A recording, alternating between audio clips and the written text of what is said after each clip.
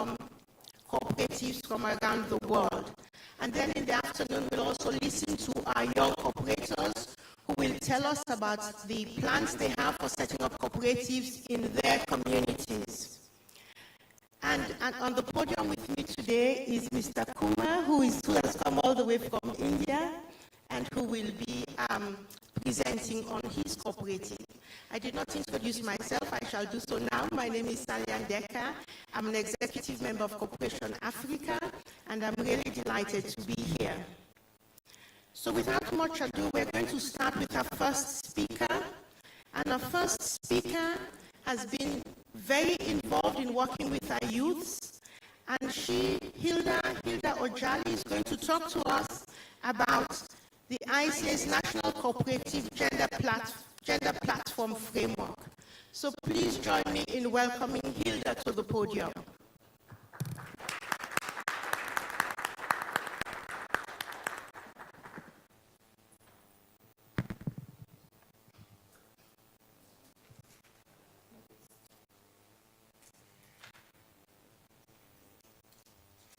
Good morning. Good morning once again. As you've heard, my name is Hilda, and I'll be sharing with you what we have done so far in terms of the National Cooperative Gender Platform with ICA Africa. And just before I speak, I want to thank the organizers, that is the CA, Cooperation Africa, ICA Africa, and CIPA for making this workshop possible.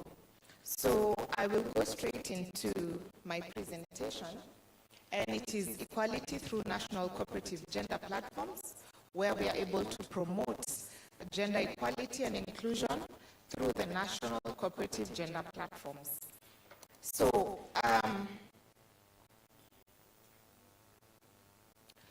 I'll give an outline, which is an introduction of ICA and ICA Gender Equality Committee.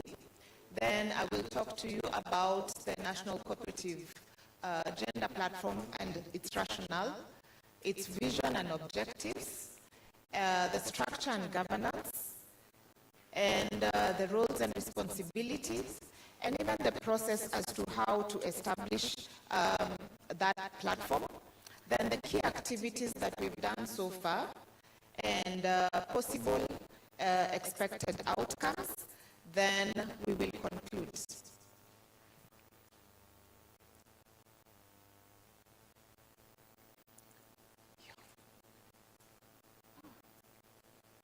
I think I pressed it too hard.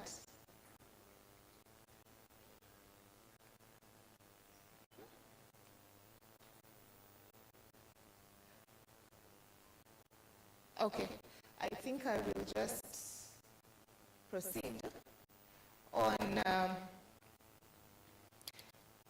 basically Dr. Karimi yesterday gave an introduction on ICA, and ICA is the global mouthpiece of all cooperatives around the globe. And what do? They actually unite, represent, and serve cooperatives globally. And we have 4 regional offices, and ICA Africa is one of them. And for their value is basically to promote value in cooperatives around Africa through advocacy and capacity building. In terms of the sector impact, she also mentioned yesterday that we focus on different sectors, ranging from agriculture, finance, fisheries, housing, and the likes. So at least you have an overview of ICA and ICA Africa and what we actually do. So,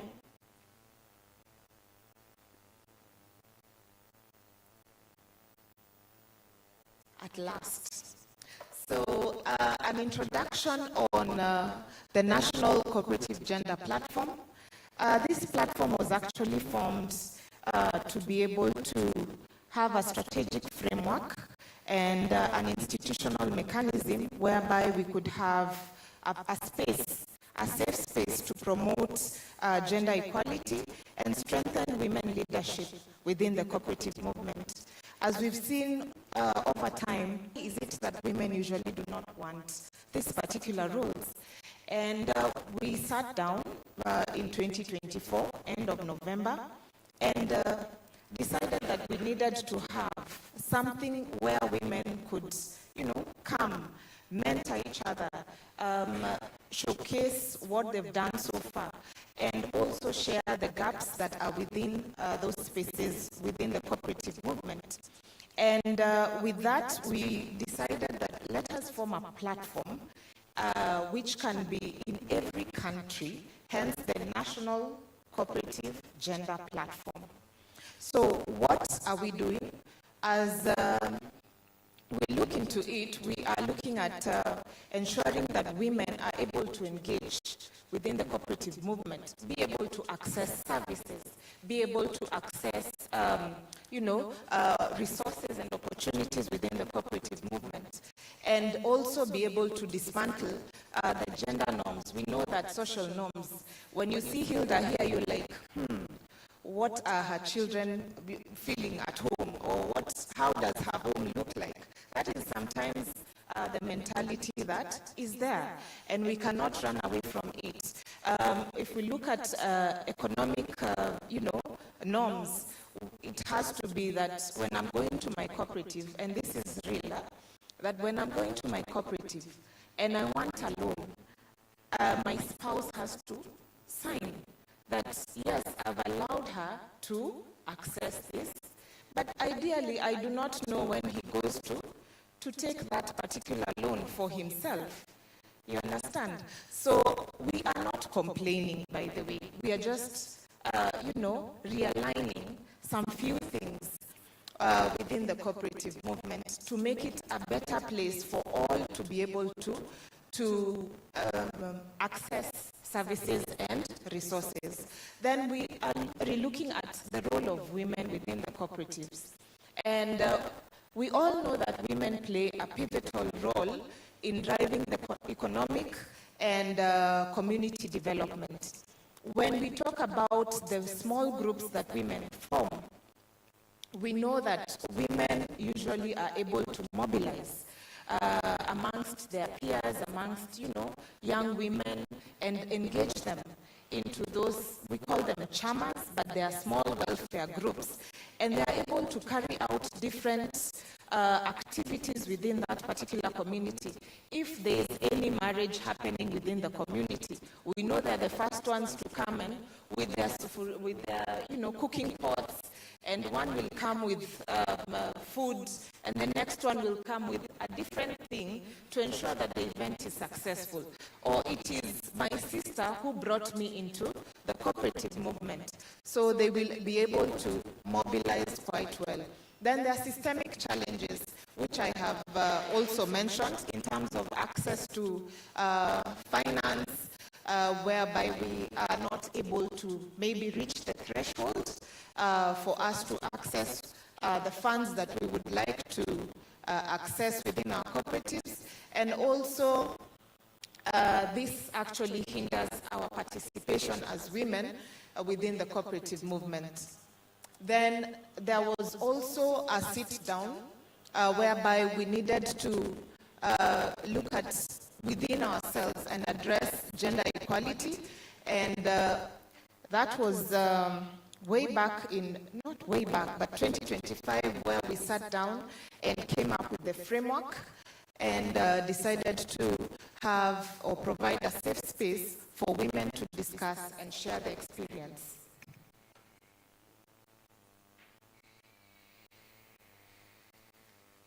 So why the National Cooperative Gender Platform? We feel that it is very critical for the future and sustainability of cooperatives, and also to promote inclusion and participation in decision-making processes. And it is important for us to also have representation of women in any space. And I'm very proud to see a lot of young women. We do not age, yeah? We are always 16 and below. So It is always good to see that women are represented in any forum, in any space, and their opinions are also valued. Then we earlier on, and as I mentioned, we do have the IC Africa conferences outcome, ranging from the AMCO, the TAMCO, which is one of our declarations that we need to have gender equality conferences where we highlighted the need for safe space for women in cooperatives, and also the discussions after that led to the formation of the National Cooperative Gender Platform.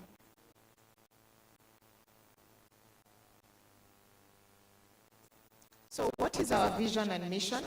Our vision is to have an inclusively unite,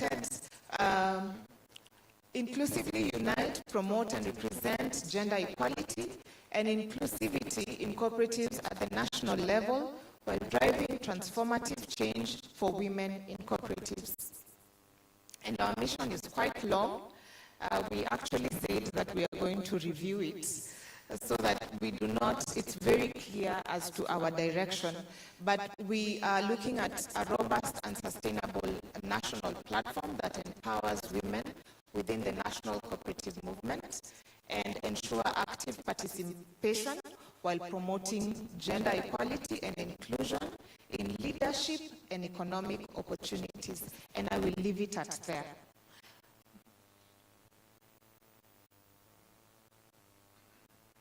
So what are our objectives as the National Cooperative Gender Platform?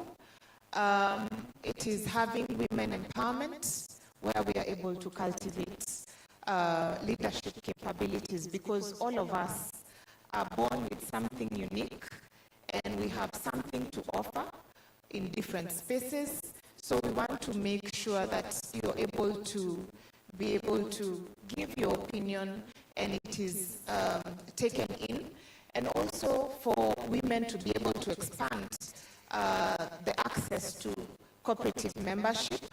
Not that when you're you want to join a cooperative, you have to have a joint account with someone else. And number two is to ensure that we are able to focus on gender equality and inclusivity, and then ensure that there's collaboration and partnerships.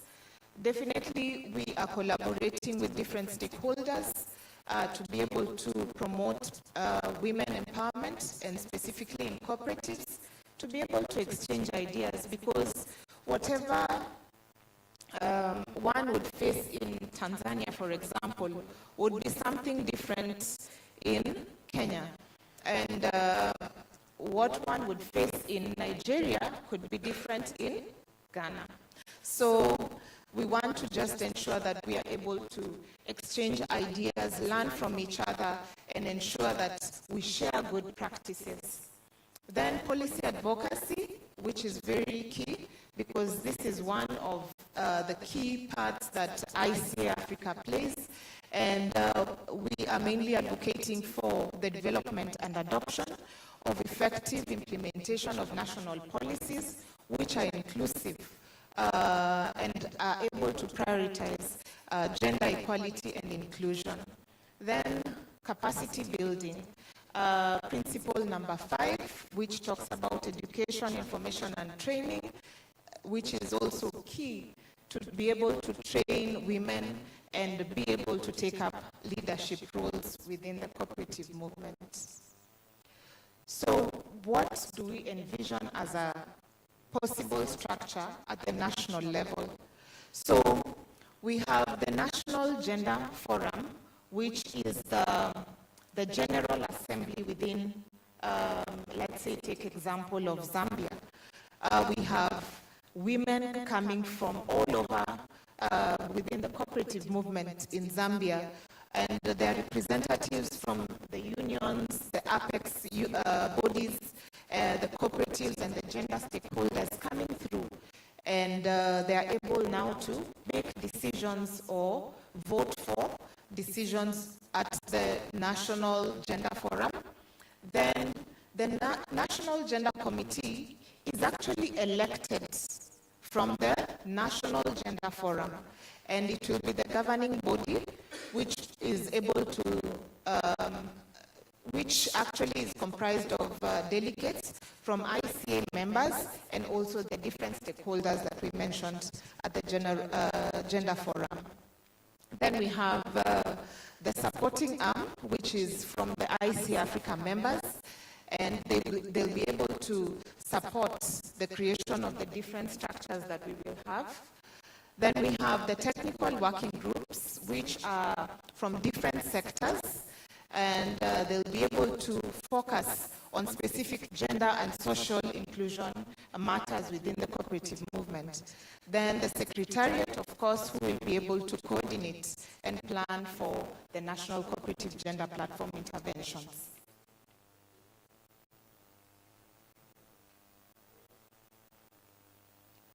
So this is the structure, as I've mentioned, and this is how it looks like. So where does ICA come in?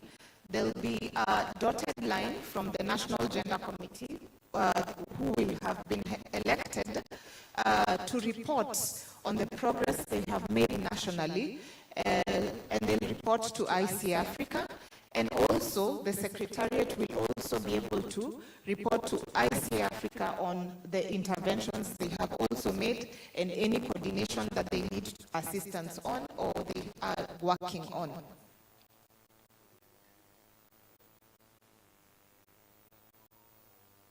So, what are the roles of the different, what I've mentioned is on the National Gender Forum.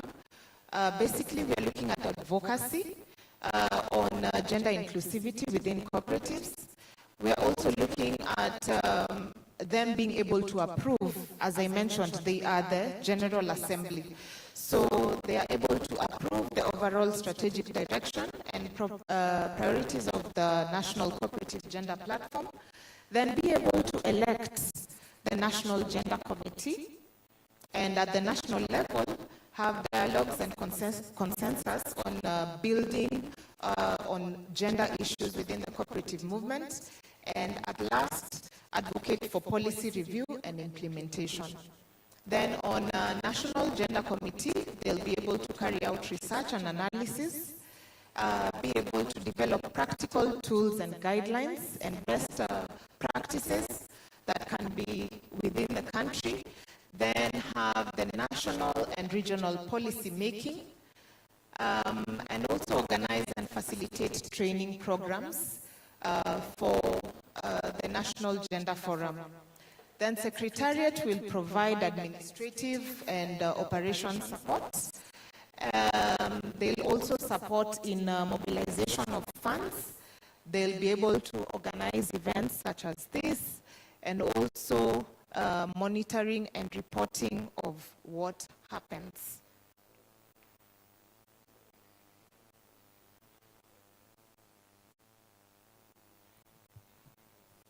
So on the technical working groups, as we said, they are in different sectors, and they will be able to address what is affecting the different,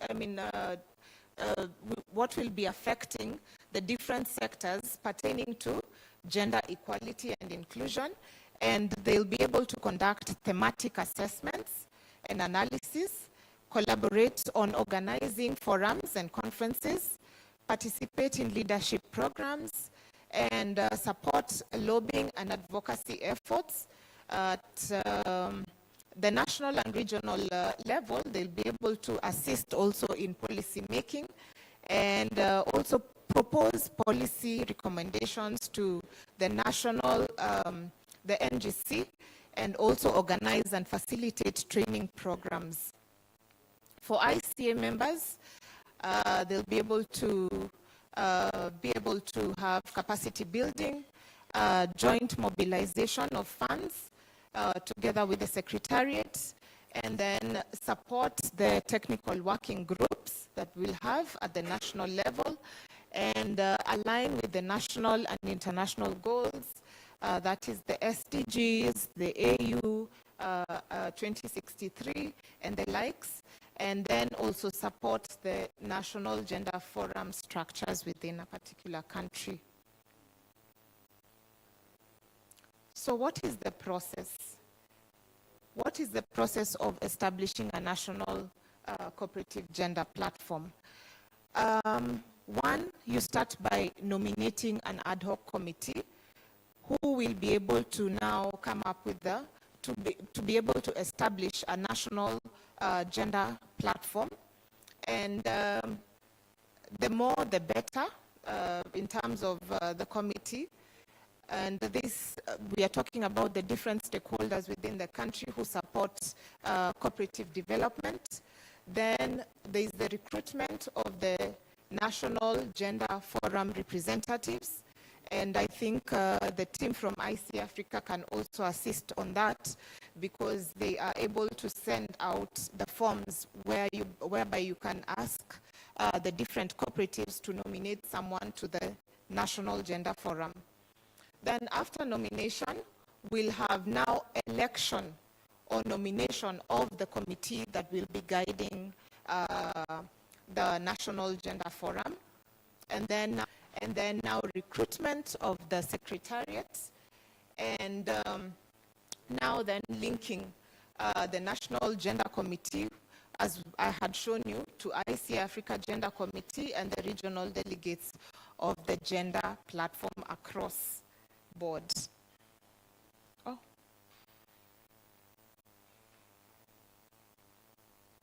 So what are the key activities? I'd mentioned the objectives, but it is important for me to also mention what activities that we do have. Objective one is to empower women within the cooperative movement, and we are empowering through skill development and networking.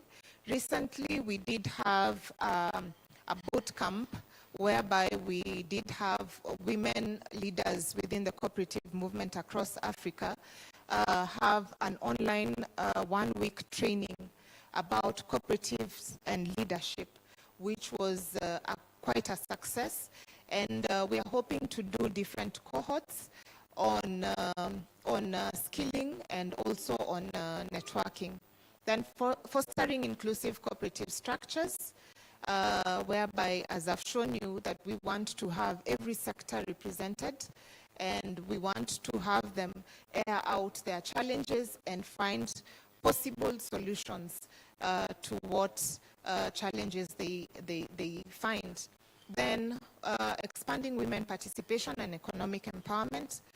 That is also one of the things that we are looking at in terms of empowering women in cooperatives. Then advancing the gender equality and inclusivity in cooperative structures, whereby we have frameworks that are gender responsive.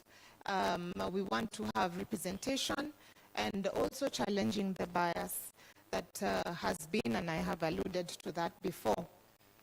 Then also ensuring accountability and valuing women's contribution in the space of cooperatives. Then in terms of fostering collaboration and partnerships, we're looking at an engagement and knowledge generation, strategic partnership and resource development, and also facilitating learning and connection. We also want to promote policy advocacy, and yesterday we saw that there were evidence about the uptake of cooperative engagement amongst the youth, and we saw that it is important to have evidence so that we are able to make the right decisions, and that is also what we want to do as the National Cooperative Gender Platform, and also direct engagement with and advocacy within the policymakers, that is from, of course, the government and the different stakeholders that we engage with, and also raising public awareness about the National Cooperative Gender Platform and ensuring policy implementation happens, because there are so many policies that have been made and they're just lying there accumulating dust, especially on matters gender. And we can look at the different countries that have a third gender rule. How many have that in their countries? A third gender rule? No? I can see the Kenyans there. So they've raised up their hands. And I mean, it is not something that has been achieved even to date. And to a point where we do have our parliament that was rendered unconstitutional because of the formation of more men within the parliament and very little women representing a few areas within the different constituents. So then we have implementation of capacity building initiatives whereby we have targeted skill development and leadership enhancement that I've talked about. Then building sustainable training capacity and resources, which is very key, and expanding educational opportunities through diverse ways.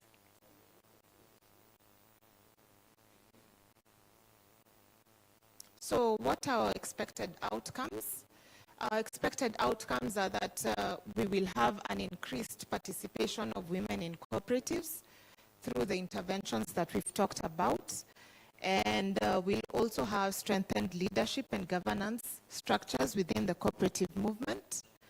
And then we'll have supportive frameworks that are able to ensure that gender equality and inclusion is integrated within the cooperative development programs, and sustainable and inclusive growth of the cooperative sector with women as the key beneficiaries and also the drivers of this growth.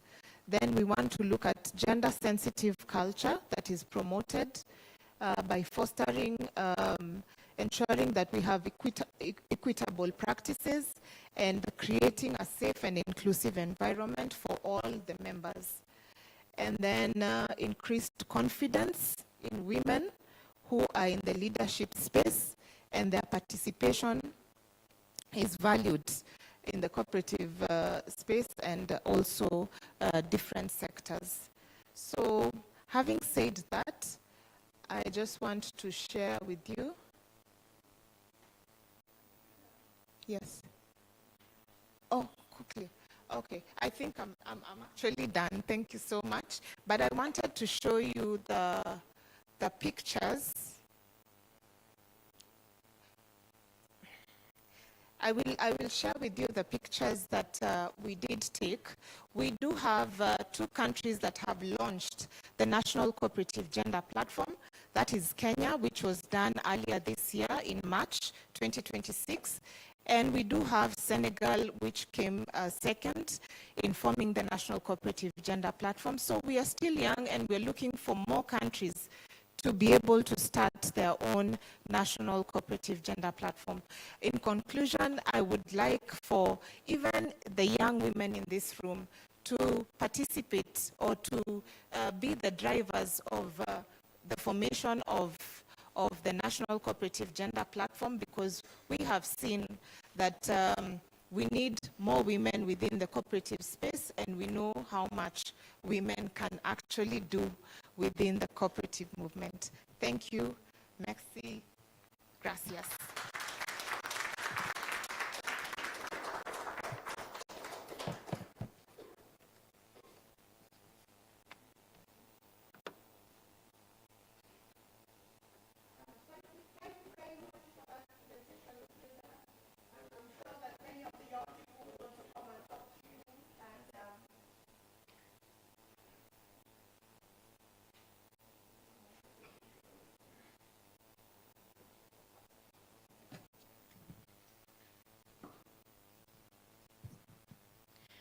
Okay, thank you very much for that presentation, Hilda. I'm sure many of the young people will want to, especially the young women, will want to come and talk to you and about your work, and also about the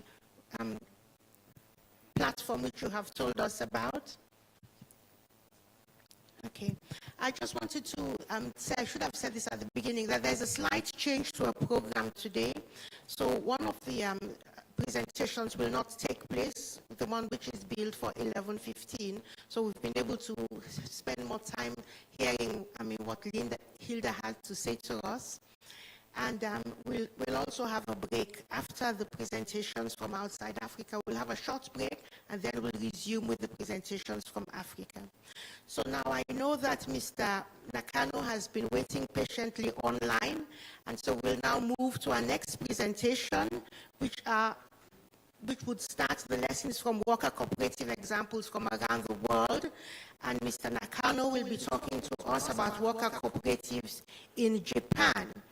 He's prominent in the International Worker Cooperative Movement, and he's also a board member of the International Cooperative Alliance and president of SICOPA. So please join me in welcoming Mr. Nakano. Yes, thank you very much. Can you hear me? Can you hear me? Yes, Okay. we can. Okay. Thank you very much for introducing me to this conference, and I'm very honored to be here today and to speak about the movement in the world, Asia Pacific and Japan. Okay, I'm going to share my presentation material. Okay, you can see, right? Yes, we can. Okay. All right. Actually, I'm serving as a board member of International Cooperative Alliance by representing SICOPA, and also chairperson of SICOPA Asia Pacific and the vice president of SICOPA. And I'm Japanese, and I'm serving as vice executive director of Japan Workers Cooperative Union. JWCU is a national federation of worker cooperatives in Japan. I'm going to explain a little bit more JWCU and worker cooperative movement in Japan. All right. First of all, I say International Cooperative Alliance. All of you already know I say International Cooperative Alliance, but represents 3 million cooperatives and 1 billion members in the world, in the globe, and generating 2.8 trillion US dollars in turnover, and also creating jobs to 280 million people. And ICA also has a 4 regional organizations. One of them is, of course, in ICA Africa, and also has sectoral organizations: agriculture, fisheries, health, retail, blah blah blah, and then industrial service.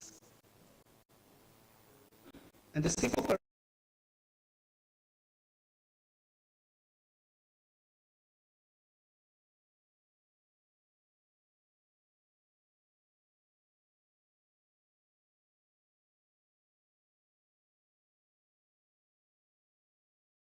cooperatives in the service sector is to serve members' employment and the business activities. And the SICOPA also has 3 regional organizations: SICOPA Europe and SICOPA Americas and the SICOPA Asia Pacific. And I'm chair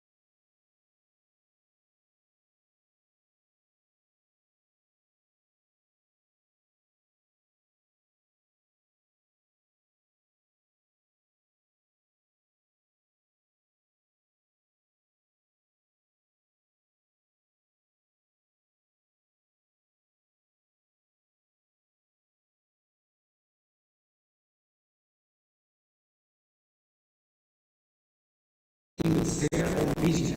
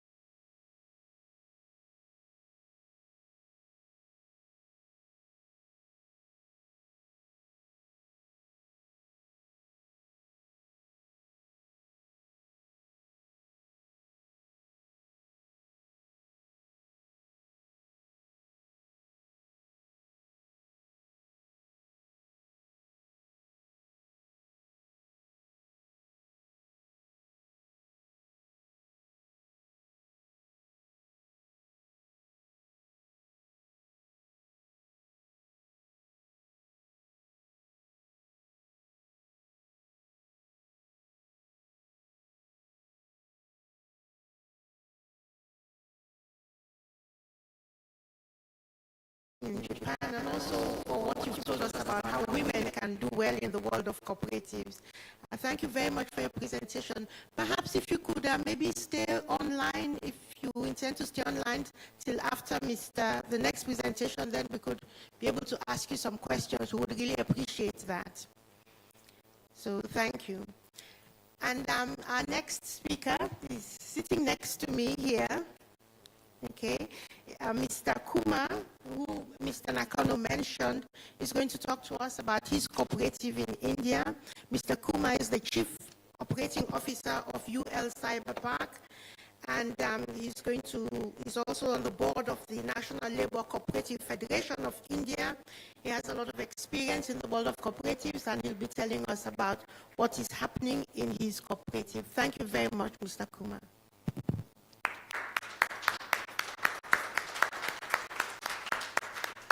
Good morning, everyone. Distinguished Chair Saliane, my dear friend Osamu, dear friends online, sisters and brothers of African Cooperative Movement, Namaste, good morning.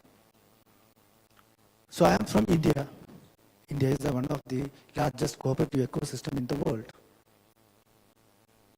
Actually, the postal department covered entire villages of India, and just below 94.2 villages covered by cooperative movement in India.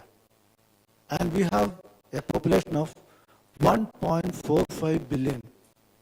So you see the vastness of Indian cooperative movement.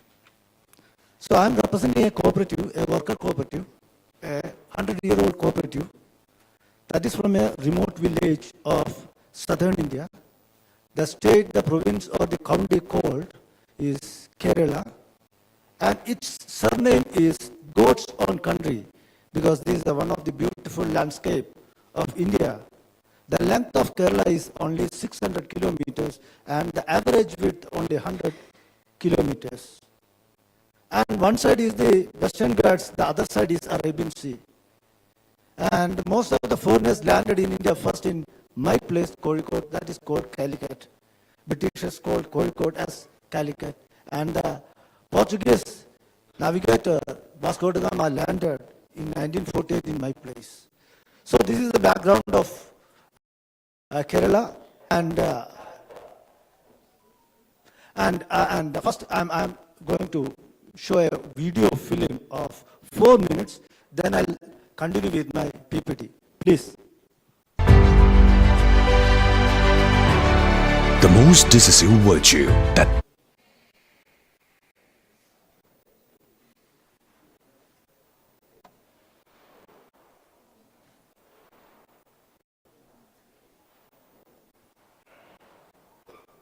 built the Uralungal Labour Contract Cooperative Society into one of Asia's largest workers' cooperatives is the most decisive virtue that built the Uralungal Labour Contract Cooperative Society into one of Asia's largest workers' cooperatives is courage. Because without courage, you cannot practice any other virtue consistently. Those virtues imbibed by our 14 founders from the great Guru Vakpadananda. They established the Uralungal Laborers Mutual Aid and Cooperative Society as a solution to the unjust practices against daily wage workers in 1925. Their dauntless endeavors against all odds laid the foundation to what we are today. The ULCCS stands tall as a golden edifice in the Indian cooperative sector.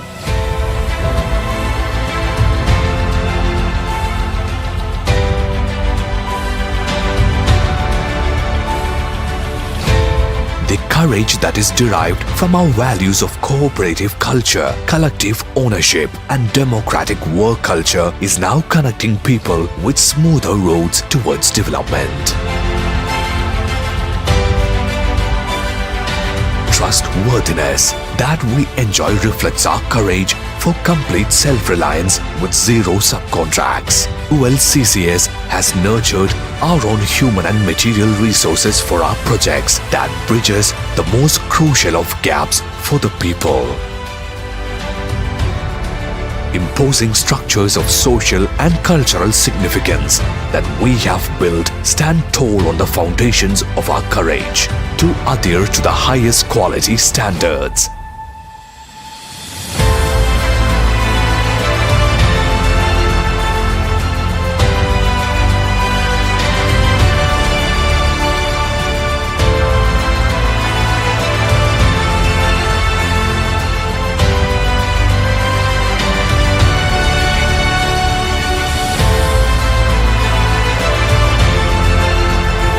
It takes courage to stick to the path of commitment for on-time delivery, which is the foundation of our accomplishments in MEP projects.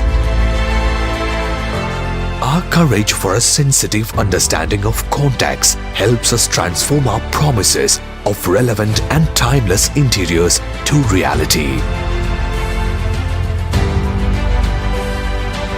In the tourism sector, we intend to provide our exquisite cultural heritage and traditions with the courage to present themselves to the world. Our relentless pursuit of new horizons has helped us take our core values to different sectors, empowering them with the courage that we had imbibed over a century. We must have the courage to do what we know is morally right. Our courage inspires people from all sections of the society to stretch their limits, express their power, and fulfill their potential. Courage is what it takes to choose quality over everything else, to turn quality from a mere act to a habit that it rightfully is. We see courage as a muscle, strengthened only by use, the one we use to modernize traditional businesses, realize career dreams of over 10,000 youngsters, and improve the lives of over 1,200 million people. For us, courage is the most important virtue.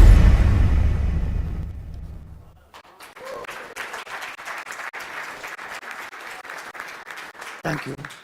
Now I am moving to my slides.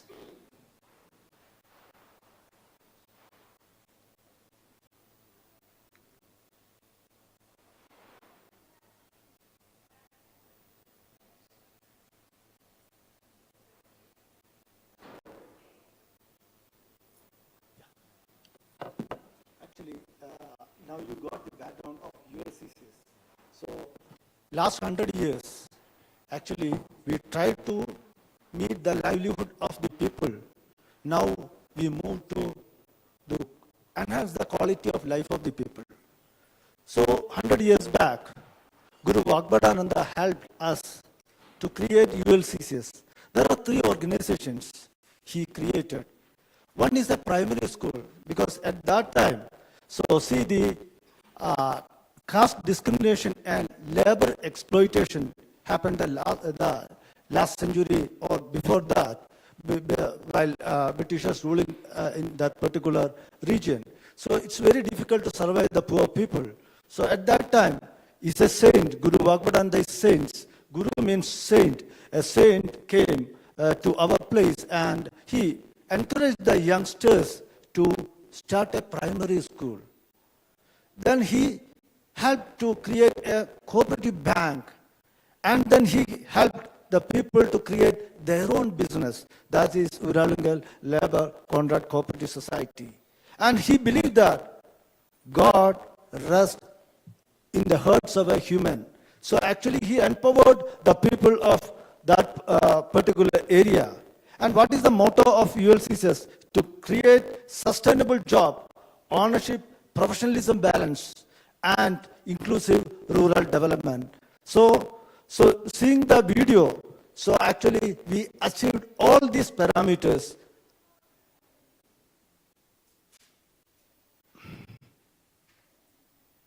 So established in 1925, actually this is the organization for the workers, by the workers, and for the workers.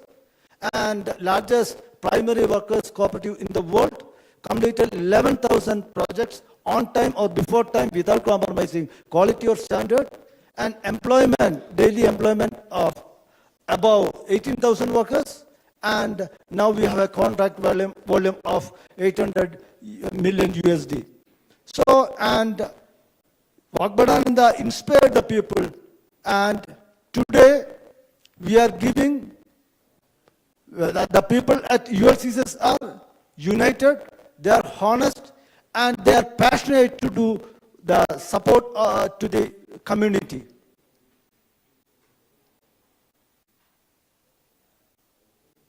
So this is the old picture, how the old people create roads. So manually they created roads. Today, Kerala changed. Kerala's social landscape changed. The joint family system, and now it's a nuclear family system. The early days, we have number of kids in a family. Today, we have 1 or 2 kids. And Kerala's Human Development Index and cooperative movement, that is one of the best in India. And ULCCS means equity for model of equity and efficiency. And one of the major thing is actually the cooperatives normally support the agrarian business. Today, actually we are now deviated to other areas of the spectrum.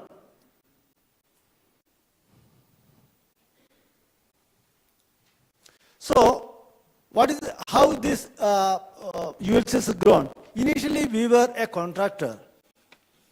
We were making small rural roads, small fishermen shed. So that is our core business. We took first loan from the cooperative bank in 1925. That is 500 rupees. That is, suppose you convert, that is around $4 at that time. So today we have become a total solution provider. How we can become a total solution provider? So as a infrastructure developer, we need geotechnical team, we need engineers, designers, architects, structural engineers, interior designers, and execution engineers, and operation maintenance team. So now we have entire ecosystem in the infrastructure sector, and we diversified into infrastructure to IT to education and tourism, and recognized by United Nations, ICA, we are the first primary cooperatives in the ICA membership. And we achieved one of the beautiful things. Out of 17 sustainable goals designed by United Nations, we achieved 14. And what are the what are the cardinal points we normally follow? Responding to industry standards. So you have seen our cyber park, you have seen our Institute of India in Infrastructure and Construction. So actually our idea is to normally at par with the global standards, and workers' participation in decision making. Because every day we have meetings of, we call it agile project management. Now Indian Institute of Management and the newer IT companies follow the same thing. So in a IT company's flow, you just go and see there are so many meeting rooms. What is the purpose of that meeting rooms? Actually, they review every possible things same day, same time. So that is why we follow that 101 years, we follow agile project management. Every day, every project reviewed. What was happened that day, we carry forward. What was the negative and positive? So negative, we have to finish it. So we have to carry the positive things, we have to carry what are the things we have to rectify. And there is no subcontracting. So we have 18,000 people in our system. So we don't want to give the subcontracting. And advice from the industry leaders. That is one of the major things. Yesterday, I was discussing with a young ambassador. So I actually shared all these things. So we associated with Indian Institute of Management. We associated with Indian Institute of Technologies. We associated with various international universities. For what? For observing, for updating our knowledge base. and employment generation. That is the utmost thing. So what type of employment we have generated 100 years back, starting from 1925? Only the labor, blue-collar job. Today, what type of job we create? Any type of job. So, because the social system asks us to, you create new generation jobs. So, initially when we are going for the information technology park, the people asked, why you are into IT? So, then our answer is that social change happen in our system, in our area, in our population.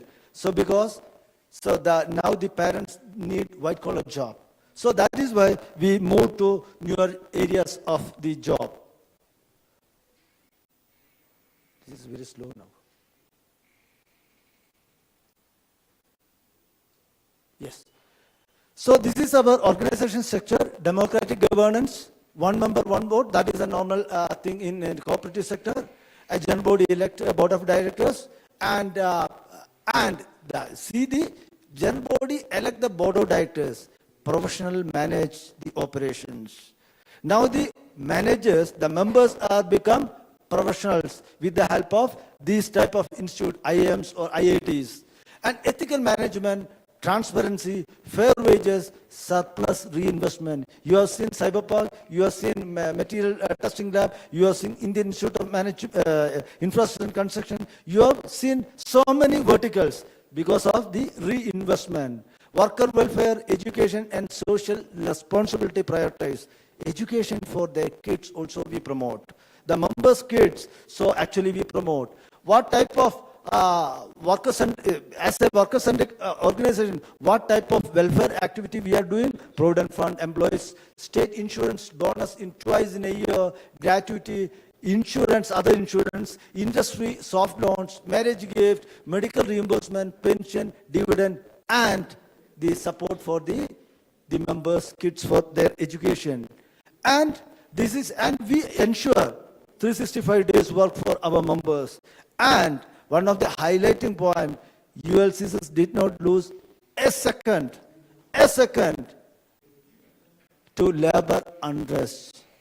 Because this is our organization, this is laborers' organization. We believe ULCC is a family business. Actually, the members are coming from various families, but as a ULCs, as an organization, we are a single family. What makes ULCs unique? Collective ownership that I explained, and cooperation among cooperatives. So I'll give you so many examples. Once we got, I'll tell you in Indian rupees, that is very easy to me. We got a project in 2015, around, it's a huge money, around 693 Indian rupees, means around 60, 70 million USD. At that time, actually, normally we approach the commercial banks for getting loans. At that time, we went the district cooperative bank chairman and general manager, asked them to, can we go for a consortium of primary agriculture cooperatives? They have money. So within 1 week, we got enough money for that project, and we completed before time. We got 25 crores as bonus, and we shared among this bonus among the cooperatives. This is the model of cooperation among cooperatives. So one anchor cooperative took projects from government and actually shared among the other cooperatives for the growth of them. Hand-holding cooperative principle, that entire show is, this is as at par with cooperative principle, benefit to the workers. Suppose you compare with the private sector and cooperative, we are paying 40% higher than the private sector. Creation and distribution of wealth, you have seen all these things. And quality and time, that is the no compromise on quality and time. Suppose we get a project, so we have to hand over that project before time, no compromise on quality and modernization. So this is at par with the private sector. And execution without subcontracting.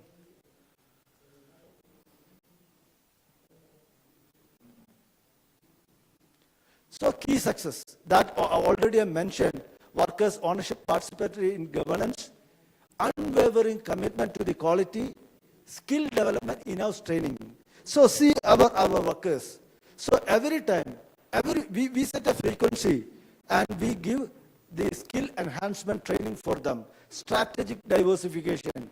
So actually, normally cooperatives, they believe we have only that core area, but ULCs is diversified from agri to IT or IT to agri and to education and we help the specially privileged people also. Technology integration. See, we use deploying GIS mapping, AI tools, real-time project monitoring to stay competitive and transparent. So I'll give you an example. Recently, we have completed 200 million project of National Highway or 6 line. Yesterday, we traveled that type of road to in the evening to the hotel. Actually, we created 39 kilometers that type of road and handed over to government creating larger ports, one of the giants in India. Actually, a cooperative, first time in Indian history, actually reached topmost level of a contractor in the national level and created a 6-lane road plus 2 service roads, either sides of the road, total 8-lane road and completed before time. And you have seen the chairman of National Highway actually giving a memento to our chairman. In the video, I shown it. And rooted social responsibility.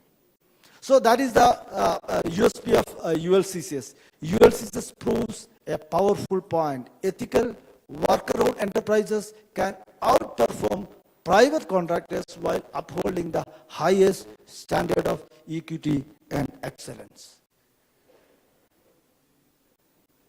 So this is our diversification. So one side infrastructure we diversified, we have auxiliary units, so many things under that. Information technology, we have UL Cyber Park and UL Technology Solutions. Skilling, we have Indian Institute of Infrastructure and Construction. Craft, we have Sargala, you have seen 2 craft villages. Both are converted granite quarry, waste land converted to tourism and artisan purpose. We have research and development side, material testing lab, we established for that. And charitable, you have seen, we have the specially able and autism diseased kids, for helping them, actually we skill them for, and they earn their own wages or salary every month. And we are into affordable housing sector also. So these are some pictures. This is a first special economic zone in the cooperative sector, and we created information technology and ITES park in Kozhikode. This is the first, as I said, by a cooperative movement in the world. So this is our dual technology solution. We are working with province, state governments and central government, union governments and other private players. And last year we exported around 400 crores IT softwares and services to US and Europe. So these are the some areas they are working. Actually, ULTS gave a solution for temples, houseboats, and the universities and motor vehicle departments, and so many things. There are so many ideas we created, and we created so many applications for making some solution to our pain areas.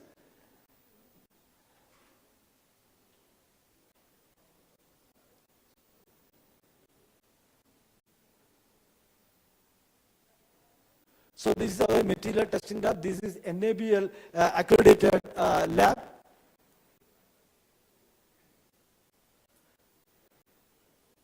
So this is a craft village. This is a wasteland. This is an abandoned granite quarry. We converted to Kerala's one of the best tourism destination. So this is a waste, again a waste 20 acres granite quarry. We converted this. We converted this area to help the artisan community. Then we connected to tourism. This is in 2017, India government selected this is the best rural tourism project in India. So this is our institute, Indian Institute of Infrastructure and Construction, and we provide 3-level courses for technician level, supervisory and managerial courses. This is actually connecting academia and the industry. And this is our foundation. So actually help senior citizens as well as the specially abled people. And this is our affordable housing scheme.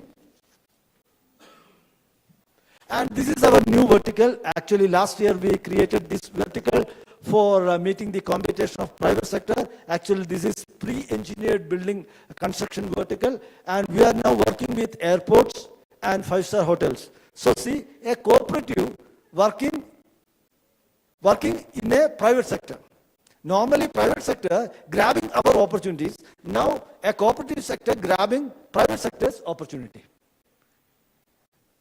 So this is our consultancy thing. Last 100 years, 101 year, we actually gained a lot of things, and now we are providing our services to other organizations. And we are working with Fiji for helping Fiji for developing some digital solutions. And see, in the video you have seen that Wayanad landslide happened. Actually, around 500 people lost their life, and their family lost their everything, their property, everything. Actually, we helping the people. We creating 400 houses for in association with the government of Kerala. We handed over 178 houses recently, and balance will hand over before 31st of this year, 31st December of this year. And so our aim is to become a global cooperative. So for that, multi-purpose service delivery, technology-enabled operations, professional management systems, financial inclusion and digital empowerment, alignment with national cooperative reforms, independent board and expert leadership, ERP, digital accounting and e-procurement, and professionalization strengthens sustainability, not dilution. See, in ULCCs you can see that mechanization, then automized our system, then digitalized our system. All these, and now we start a research and development side also. So, normally we use the 2 words, concrete and contracts. That is a normal word because we are into the road work or building work, on the construction work. And today, actually, we build a lot of lives. So actually generated 18,000 jobs, and we actually, our main focus to help the local self-government departments and local self-government institutions. I have seen, while walking on the road, I have seen on the road, that's a local self-government department. So in our state, local self-government department is very, very good, and we helping that local institutions for improving their infrastructure. Skill empowerment, zero corruption. So that is the main highlight of ULCCs. Actually, we are giving on time, without compromising quality, without compromising standards. Then, so we always say no to corruption and attack at grassroots levels. So that is the importance of cooperative. So bringing, because the vastness of cooperative ecosystem in India, it is very easy to bring technologies at grassroots levels. So, and in essence, ULCC functions as a social transformer, reducing inequalities, fostering dignity, and democratizing prosperity. So I have 2 more slides. So I am skipping this one. So normally every organization, so we have to face some challenges. We also face some challenges during the competition with the private sector. Actually, our people sacrifice 50% of their wages to attend the competition. And demonetization time is also, in India, 2016, actually some demonetization happened. So at that time, so the system at cooperative movement is very, very bad. But we survived with the help of our leaders, with the help of our people.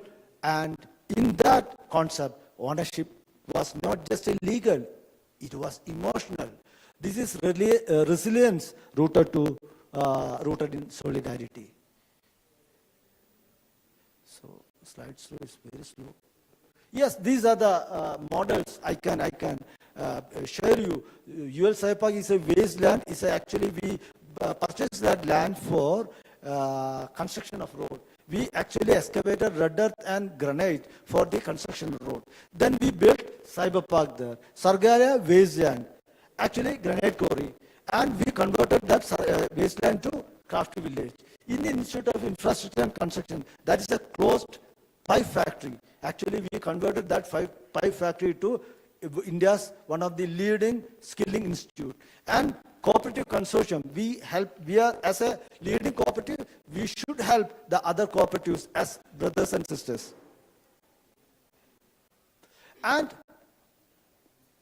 where might this work? So normally, I explained so many things. So ULC's model in the developing countries like Latin America, Africa.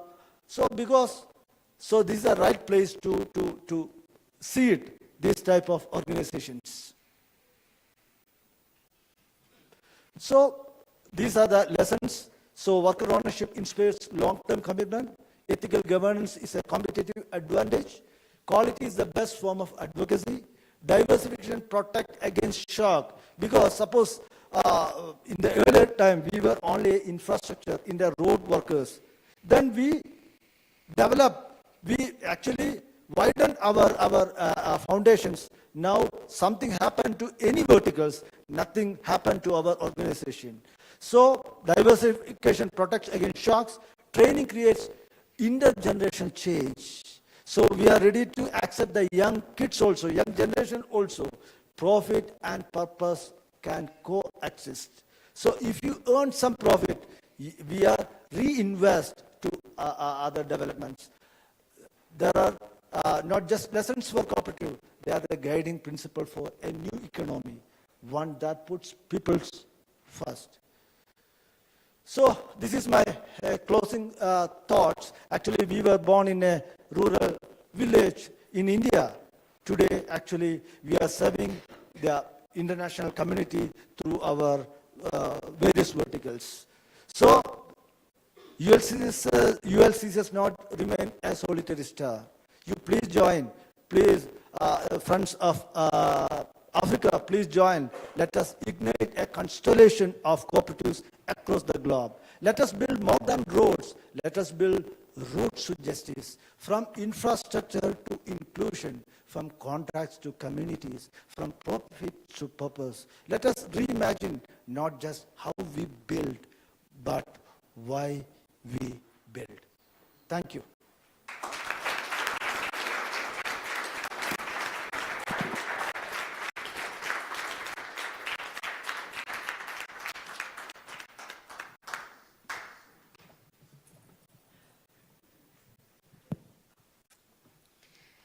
Thank you very much, Mr. Kumar, for inspiring us. I said yesterday was a day of reflection. Today, indeed, it has been a day of inspiration. So what we would now, maybe just take 5 minutes for some questions, which you would like to pose questions to Mr. Nakano, who I hope is still online, and to Mr. Kumar. Yeah? Okay.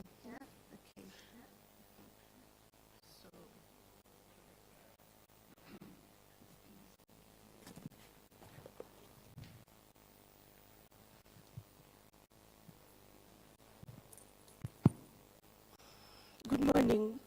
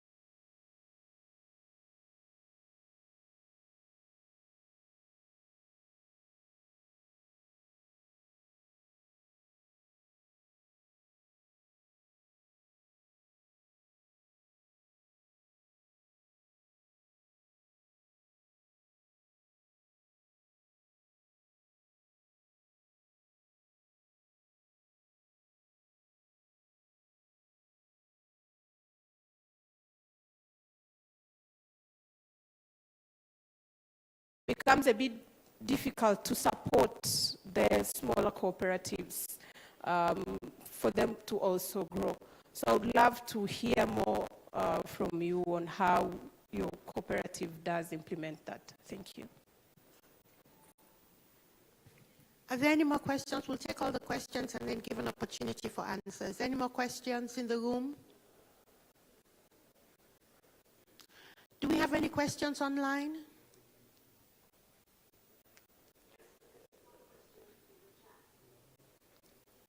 Okay.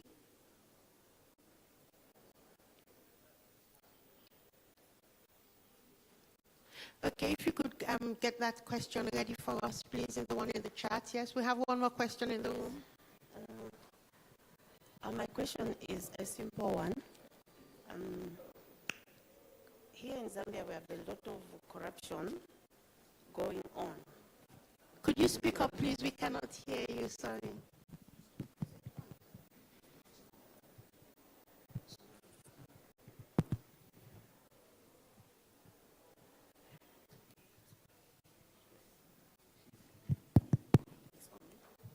So I'm talking about corruption. You mentioned in your presentation that in your corporations, there is zero corruption.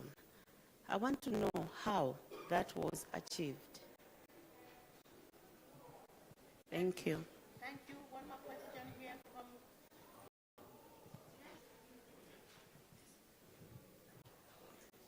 I want to know the legal framework under which you operate. Yeah.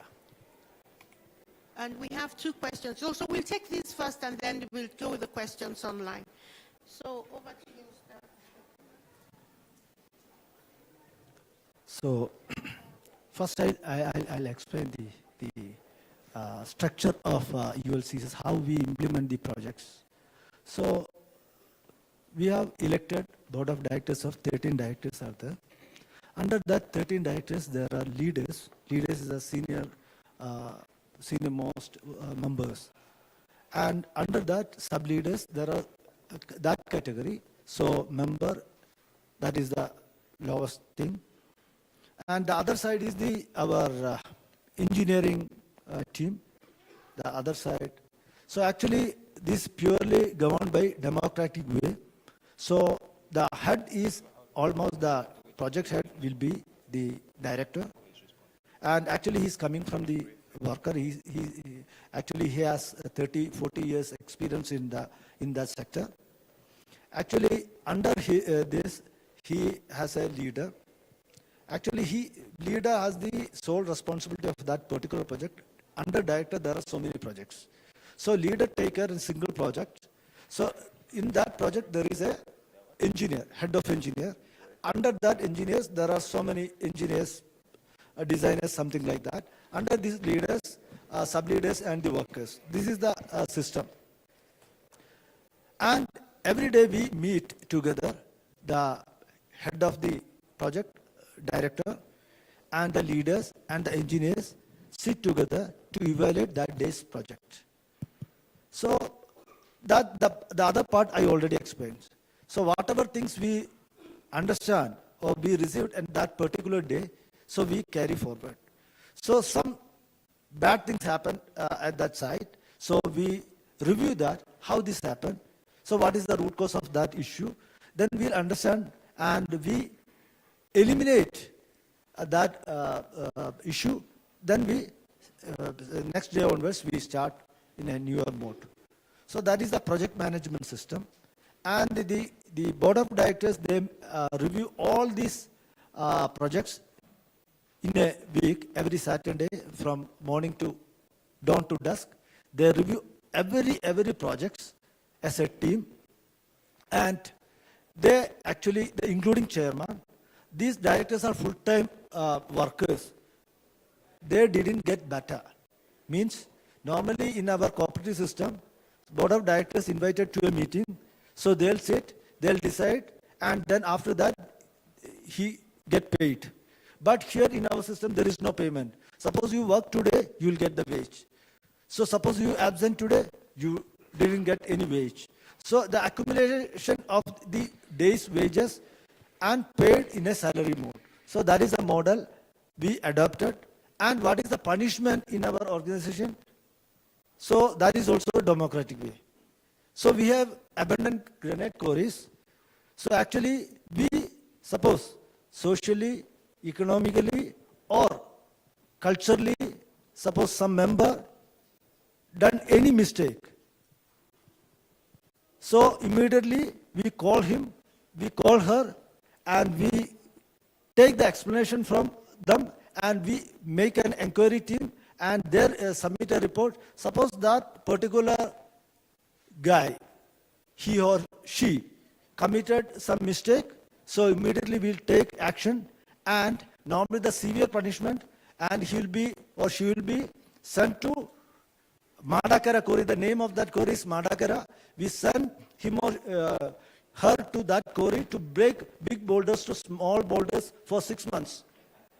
So this is the system. Last 101 years, we follow the same system. There is nobody challenged in court. Actually, this is also democratically implemented. So I think the framework, you got the entire thing, I think so. So zero corruption. Why we pay to others without without getting their service? Because we are taking work from government, we are doing completing the project before time, and there is no compromise on quality. There is no compromise on the standards stipulated by the client, the government. Then why should we pay without any cost? So this is our policy, and support the other cooperatives.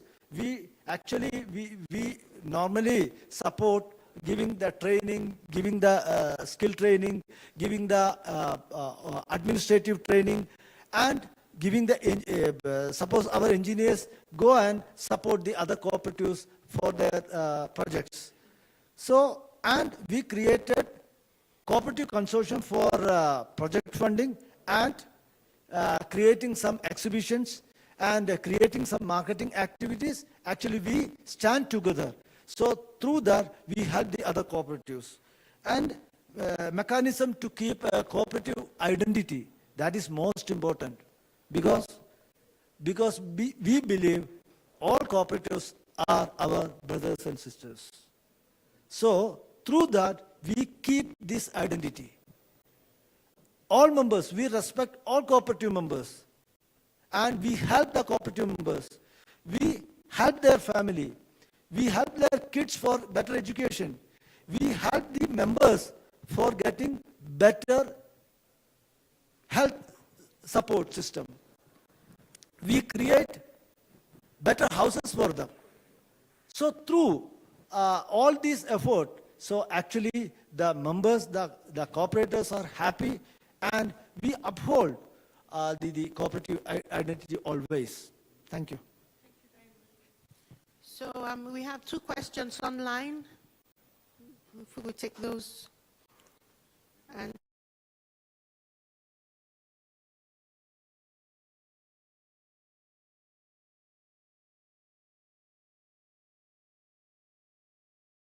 thinking we have forgotten about them. And whilst we are compiling those, we have 2 in the room. Thank you very much for such an enlightening presentation. I guess I wanted to ask you that Kerala is a very particular state in India. It's very progressive. It's known for its communist governments. Education is 99% or something. How does this roll out with the rest of India, with other states? I mean, have you managed to, get this idea across, the model across to others? And how do you sit alongside the government and also the big corporates? I mean, India is renowned for its massive capitalistic corporate companies that pretty much are ruling everywhere, including in Britain.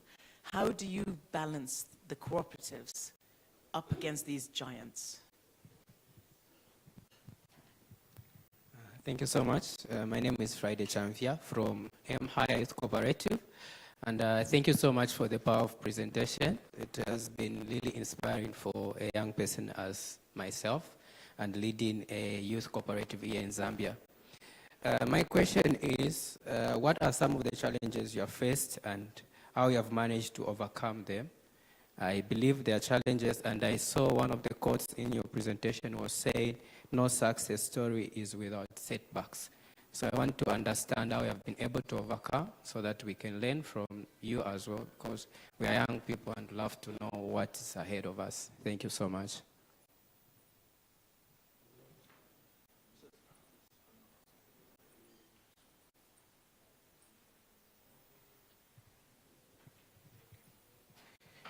Good day, everyone. My name is Omar from Mozambique, a youth ambassador. First of all, Mr. Kumar, thank you very much for your powerful and inspiring presentation. Seeing how ULSS has transformed from a local work initiative into a global reference for ethical enterprise and social innovation is truly remarkable and deeply motivational for our region. Look at your journey and the impressive diversification in the technology, engineer, and digital service. I have a simple question. How did ULCSS successfully integrate and attract highlight specialized technical talents like IT, engineer, and infrastructure professional while maintaining your core worker-centric democracy and equity among traditional members? Thank you.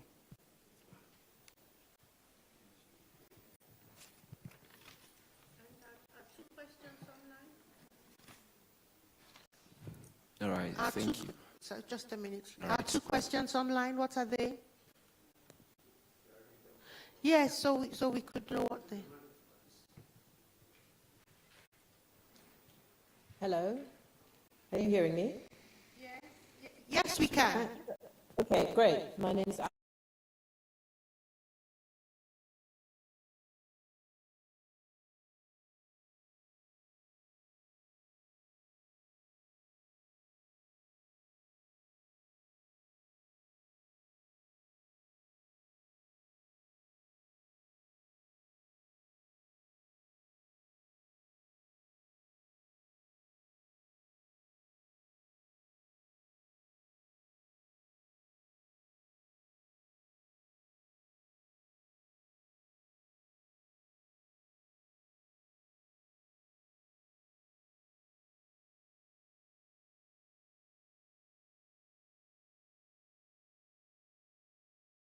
How are you helping other cooperatives achieve or grow in your country?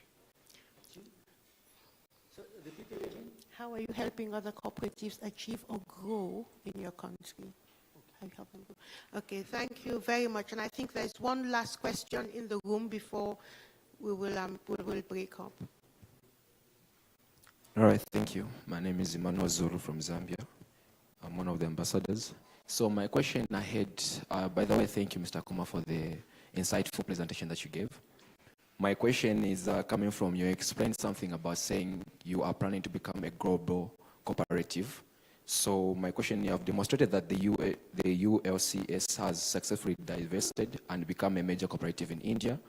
So if you are planning to become a global cooperative at large, what are some of the measures that you are taking to ensure that you become a global cooperative? Are you cooperating or are you forming new cooperatives in the countries that you are planning to become partners with? Or are you going to work with already existing cooperatives in those countries? Thank you. Okay, thank you very much. So, Mr. Kuma, I'll leave you to answer those questions and then we'll have a break. I'll try to answer all these questions. First, a global cooperative. So actually, our idea is to, whatever we create, it should be at par with the global standards. So we don't want to create another cooperative, so we actually go forward with the same cooperative, ULCCS, and so we created UL Cyber Park. At that time, we have, in-house, we have 38 architects, but we invited, we floated a global tender. And in that tender, we selected two master planners from the global perspective. One is Nikinsuke from Japan, the other one is W.S. Atkins. W.S. Atkins actually, it created the Dubai's most beautiful building, that ship-shaped building, actually W.S. Atkins created. And Nikinsuke was, at that time, in 2010-11 time, Nikinsuke was the #1 master planners in the world. Actually, we selected Nikinsuke for creating our cyber park. So see, a worker cooperative, actually their vision, suppose you give a service or you develop something, that should be at par with global standards. Means we are ready to compete any type, we are ready to face any type of competition from private sector or public sector unit. So that is our internal thought process. So we will deliver any services, any products, so that at par with the global standards. So that is our vision. And equalities. So see, in our video you have seen how many aged people in our video, in our office and other areas, and our average age is 37. We have 18,000 people. Our average age is 37. Actually, we promote youngsters and we promote women. So see, in every picture you can see women, because this is an equal effort. Men and women equally working together to achieve the ambitions of an organization. So, and trust about, actually, we help the other cooperatives. Once I travel in a tourism area, the northeast area, so some shopkeepers selling some products. So then I noticed, so, and in that packet there is label from a cooperative. Then I inquired, so, and who is producing these items? Then they told this is coming from private sector. Then why should you keep the Coop brand on this? So actually, suppose you sell in a Coop brand, so actually that is very closely attached with the people. They buy very easily. So that is the trust. So actually ULCCS made a trust on people, on government, on decision makers. They are helping the government, they are helping the community, they are helping the public. So, and we always support the smaller cooperatives. We are giving training, we are giving some financial supports also to develop their cooperativism and supporting them to develop, supporting them to, suppose they need a detailed project report for some purpose, so we are ready to give it freely. And challenges faced, actually last 100 years, so many challenges we faced. So recently, the last COVID time, actually we helped our people, we paid them. Actually, some people are far away. We arrange special vehicles for transporting from one end to other end with the help of the government, police, with the help of the health workers. So actually, that is one challenge, to get them safe and protect them. Actually, in some sometimes government payments may be delayed in some projects. So at that time, it is very difficult to survive. That time, actually the members sat together, understand the issues, and then they contribute some amount to survive the cooperative system. So challenges are there. So as a cooperative, as a team, so we discuss and we make solutions that. And regarding that, India is a vast country. It is very difficult. So I mentioned the spread of cooperativism in India. But we have giant cooperatives, Amul. We have IFCO. Amul and IFCO is almost 1 and 2, or within the first 5 in the cooperatives in the world. But actually the cooperatives spread in the rural areas. So Amul is a national brand. But the lower level, the grassroots level, there are milk collection societies. Actually, that is the heart of the Amul. Every day, the people, the societies, the village cooperatives collect the milk and send to the district level and processing it and sell it to the common brand Amul. So, and so many good cooperatives are working across in various sectors. Dairy is there, forestry is there, labours is there, and cotton is there, sugar is there, and across India you can see so many cooperatives in so many sectors working well and giving, actually meeting the livelihood of the common people. Thank you. Thank you very much. I know there are more questions, but of course, for us here in the room, we are privileged because we have Mr. Kuma here with us, and the conversations will continue. So for now, we're going to have a short break. I'm sure those online as well as we are would like a short break for about 15 minutes, and then we shall resume again. Thank you very much for your time.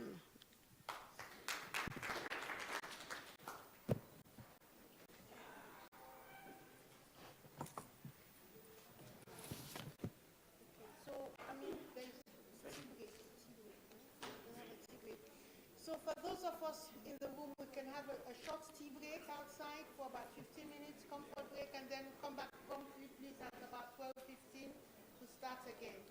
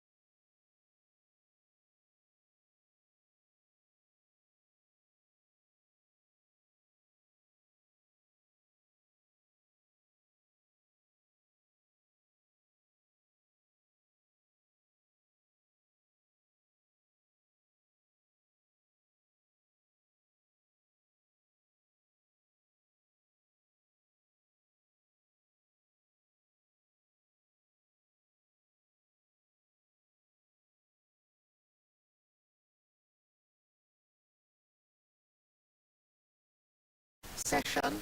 Now in this session, we're going to hear inspirational stories of cooperative activity from Africa. We're going to hear from a speaker from Morocco, we're going to hear from Tanzania, we're going to hear from Zambia as well. So I will now just kick off with our first speaker. Our first speaker is from Kenya. Ashpenez is going to talk to us about Transparency Auto Workers Cooperative. So please join me in welcoming him to give his presentation.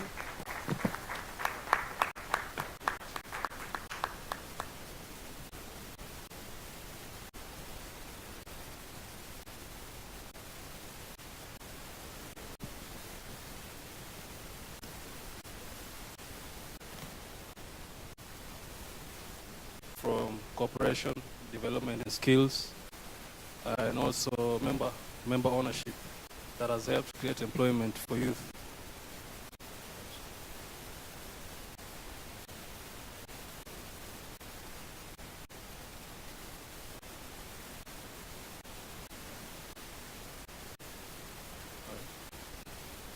Why worker cooperatives matter? To put into context, I'll say something that will bring out the points illustrated there.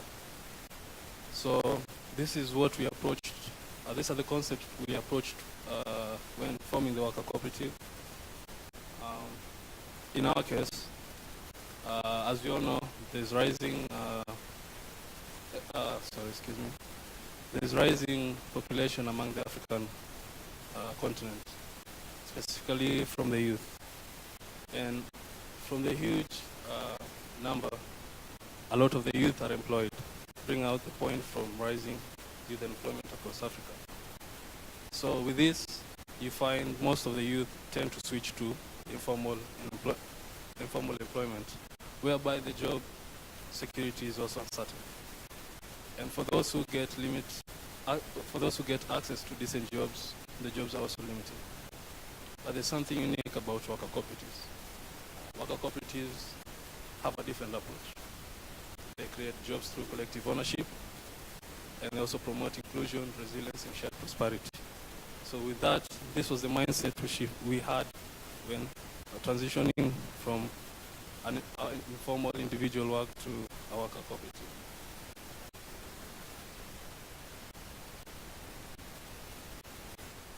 Now, as you also know, the worker cooperative model is not unique in Africa anymore. We have successful examples from all around the world. Examples include Mondragon from Spain, which demonstrates how worker ownership can support large-scale industrial and service enterprises while also remaining competitive globally. We have Emilia Romagna from Italy, shows the impact of supportive government policies and strong cooperative networks on regional economic development. And then in Africa, Kenya, Rwanda, South Africa, and Uganda have worker cooperatives that contribute to the employment in agriculture, manufacturing, transport, and technical services. But for this conversation today, I want to bring the discussions closer to home and speak about our worker cooperative based in Kenya, Transparency Auto Worker Cooperative. Our cooperative is founded by skilled automotive technicians and engineers based in Nairobi, Kenya. Our sole mission was to create decent employment through collective ownership. Our current profile constitutes of 22 members who are engineers, unfortunately all male, no females, but we do advocate for gender equality. Our core business is automotive repair, diagnostics, maintenance, emerging EV services with hybrid vehicles and electric vehicles. Recently, we've ventured and expanded our business into fabrication and manufacturing of electric vehicles. Thank you. But then again, we have the skills, we have the collective ownership, we've formed this business, but again, we need the appropriate paperwork to legitimize our business. So the government and policy legislation. the government support has enabled a lot of things. One key one is legal registration. For the legal registration, the government legislation has enabled us to be certified and operate our businesses professionally. We were officially certified on the 10th of May 2022. The other key aspect is democratic governance. In the worker cooperative model, we are really key on decision making. Decision making in the cooperative allows members to voice their opinions, to elect leaders, to participate in meetings, and participate in the sustainability and growth of cooperatives. We have the public credibility. This is a key factor also. Credibility has allowed us to visit institutions, NGOs, governments, and customers, and we are able to satisfy that we are legitimate and we offer professional services. That applies also to the business formalization. But also along the government and policy, the government policy and legislation, we faced quite a number of challenges. Limited financing. As much as we have the existing capital from member share capital, monthly saving, we are also limited to finances. And you find that most younger worker cooperatives are limited to this since they don't have financial history, data, or even collateral, huge collateral that can allow them to get loans. The other thing is limited policy specific to worker cooperatives. For instance, when we were applying for our cooperative in Nairobi, we went to the cooperative officers, the offices. We wanted to register formally our cooperative, but the government, the county officers actually don't even know what the worker cooperative is. So how do you then register these things? So it was a bit challenging. So the other one was limited procurement opportunities.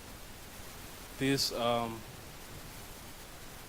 limited us in, attaining things within the automotive industry, from machines, expenses, and so on.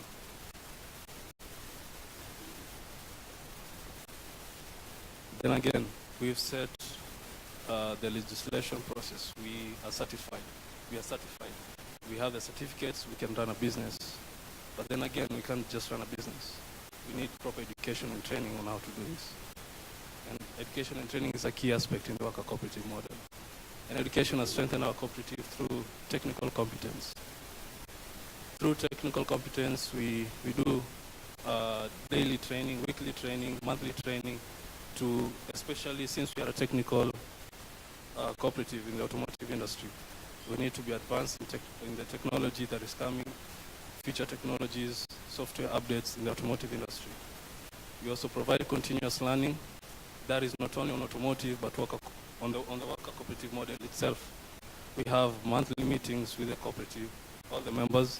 We also have weekly meetings with the board to discuss the finances, to discuss expenditure, to discuss our miscellaneous expenses, and so on. We also have leadership development. As much as we are cooperative members and are working in the cooperative, we need to develop each and every member in the cooperative, specifically the leaders. Because we have the skill in automotive, but we don't have the skill in managing finances, in marketing, in doing audits, such things. So through exposure to different places, to even other cooperatives that have advanced in these levels, we reach out to them and we get to have that leadership development for our cooperative leaders. Innovation. We are in the automotive industry.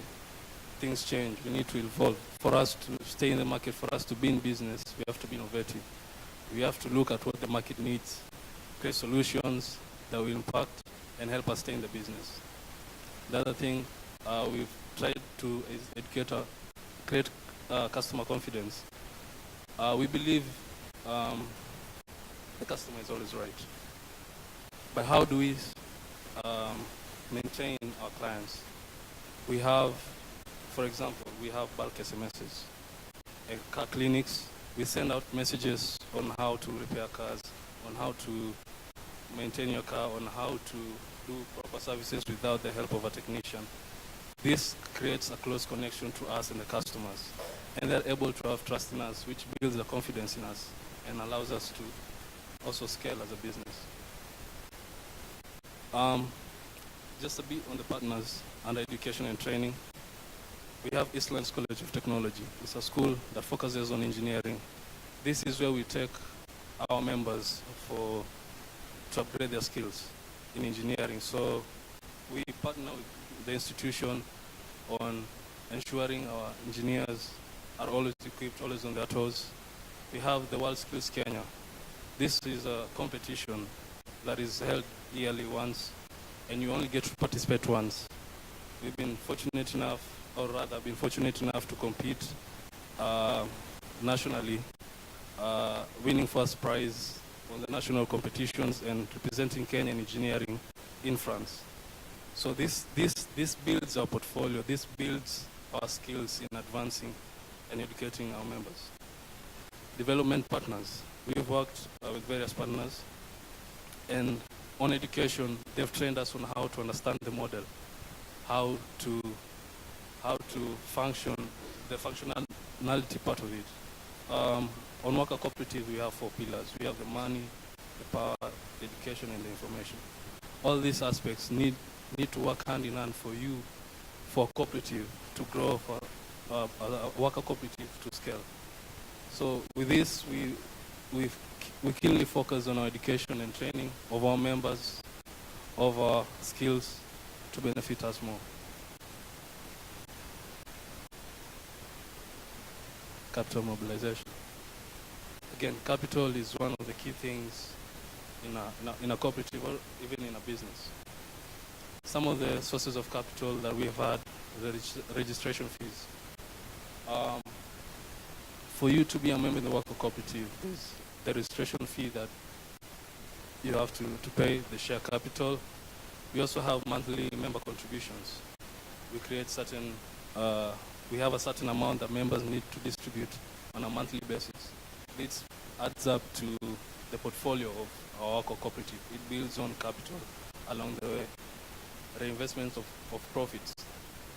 As we were starting the cooperative, in the first 6 months during the formation and certification of our cooperative, the first 6 months were the most tough months in our cooperative. It was the determining factor. Will we succeed? Will we make or break the cooperative? And we had to really go back to the drawing board and see opportunities, how we can market ourselves, how we can develop better business plan, business strategies to get clients, to be profitable, to scale our business. And once we had that for ourselves, the profits we had, we reinvested them. We are fortunate enough to invest in stocks, invest in different aspects. Also, this has built more profits for the members themselves, because again, the cooperative is for the people themselves. Under the capital mobilization, we still face a lot of challenges. Again, limited affordable finance. The cooperative was initially formed by engineering students in 4th year. So the capital to start this up was very limited. Where you ask yourself, where do students pursuing engineering studies have this money to start up a business? So before we graduated, we saved up some money. I remember our first tool was actually a suitcase. It was actually a suitcase, and we would walk to even to a different province or other county to service one particular car. It's the dedication, it's working with what you have at the moment, but also looking for better ways to save up and scale. Again, being a worker cooperative and a young cooperative, we don't have that too much historical, financial history data. So accessing loans wasn't easy. So again, the governments also at the time, even now, they still are yet to partner with the cooperatives, worker cooperatives individually. We are trying to reach out, but we offer the best.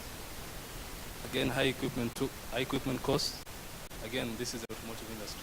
Machines on machines on machines, very expensive. They need maintenance, Ableton softwares, and also we have limited collateral linked to the finance.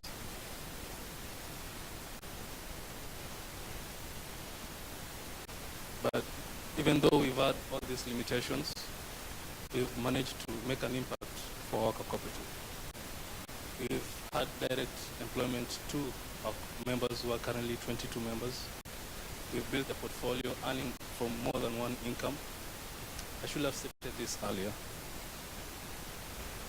As our own cooperative, we use Mondragon Cooperative as our role model. So we keenly focus on what or how did they scale up. So we try not to mimic, see the opportunities they had at that time, and can they apply to us? And we try and utilize that on our cooperative. Basically, the end goal of our cooperative is to become a hybrid business, similar to Mondragon.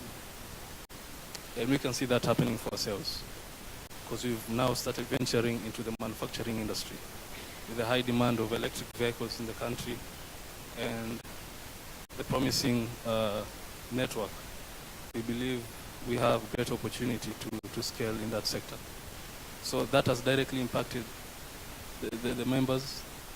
Also, we've had direct employment through suppliers, spare parts dealers, towing services, insurance companies or other assessors, and local businesses. Oh, sorry, that is the wrong information on the annual turnover. So currently our monthly annual turnover is 3.6 million Kenya shillings, and our annually turnover is around 40 to 50 million. This is an increment from only 1 year. Last year, this was our annual turnover. So we've really scaled so fast once we ventured into the manufacturing industry. So we believe we've had a lot of impact on our worker cooperative.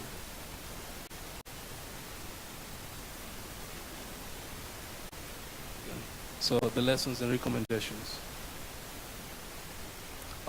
Government policy matters. Again, worker cooperatives need to be heard, need to be seen, need to be recognized. Worker cooperative, again, is the future. The youth need this to reduce the backload of unemployment in the African region. This works because it's working for us. And we believe that government needs to alter their policies to fit worker cooperatives, to focus on the needs of worker cooperatives. They need also education builds quality, not only for each and every skill set, but also on the understanding and knowledge of worker cooperatives. Capital drives growth. I mean, capital has been an issue since time immemorial. All businesses start by saying one of the key challenges is capital. But how do worker cooperatives, even from the onset, how do they start saving up? How do they scale? We have various methods. We have saving. Apart from loans, there's definitely something that worker cooperatives can do before depending on the government, before depending on NGOs, on grants and funds. We haven't had that for ourselves, and we've been able to scale this far in a span of 4 years. So this is something that needs to really put to vote. Also, partnerships strengthen sustainability. Again, partners through be it NGOs, be it governments, institutions, private entities, in cooperation with other cooperatives. This is the reason we have cooperation among cooperatives. We need to build a sustainable environment to build other cooperatives, not credit unions working on their own, not cooperatives housing working on their own. This is one ecosystem, and partnership through this ecosystem builds the upcoming ecosystem, and which is among them is the worker cooperative. I don't know if I'm to discuss the recommendations or for tomorrow, because okay. So the recommendations, one again is the government. One is for the governments. I believe on cooperatives work. Again, improving financing, creating funds for such models, for such ideas, the government can, create finances, build portfolios that can help worker cooperatives. Again, strengthen legislation through policies that specifically focus on worker cooperatives.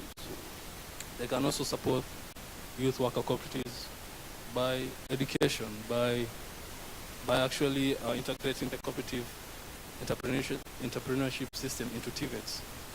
We are fortunate enough in Kenya to have the CUK offering the cooperative model as a study.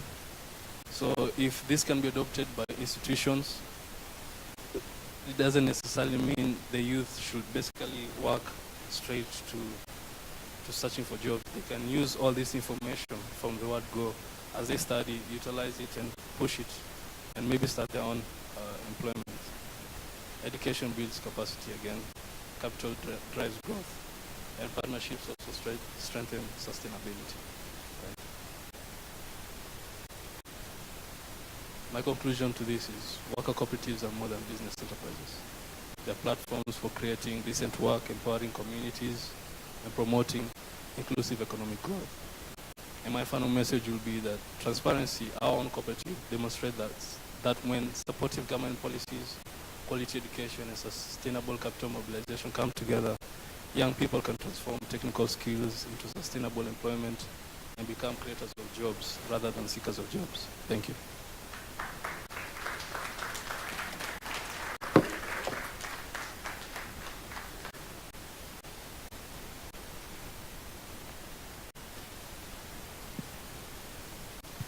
Thank you very much, Ashpanes, for that presentation on what you're doing with regards to the automotive sector in Kenya. And now we are going to move from the automotive sector to waste management. And our next presenter is Mr. Yassin Mazoud from Morocco. And he'll be talking to us about the cooperative which they have for waste management, recycling, and waste recovery. He's going to talk to us about the Tawafouk cooperative. His presentation will be in French, so we'll have translations. Thank you.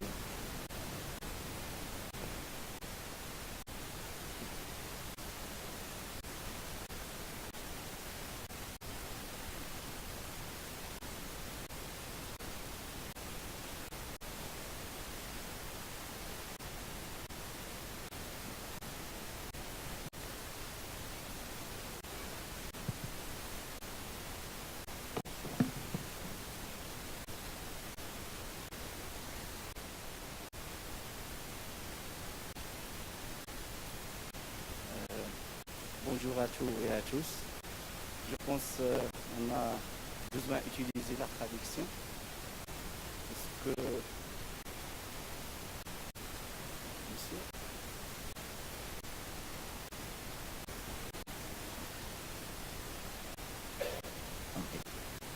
Bonjour à tous et à tous.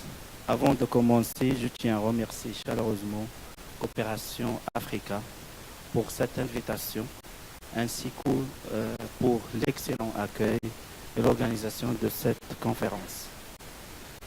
Je souhaite également exprimer mes sincères remerciements à la Zambie et la ville d'Osaka pour leur hospitalité et leur accueil chaleureux. C'est un grand plaisir, à l'honneur, pour moi d'être parmi vous aujourd'hui, à l'occasion de cette conférence consacrée aux coopératives de travailleurs à l'emploi décent des jeunes en Afrique. Je m'appelle Yassin Mazout. Je viens du Royaume Maroc. Je suis président de la coopérative Tawafouk.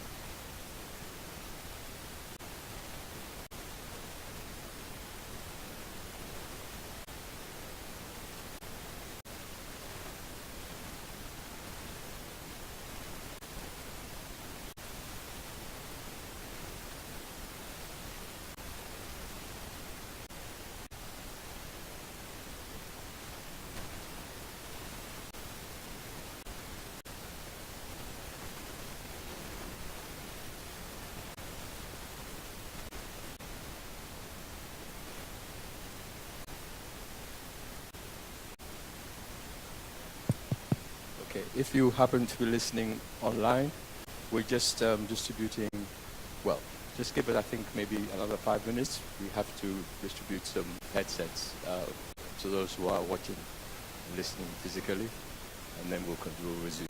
Thank you very much.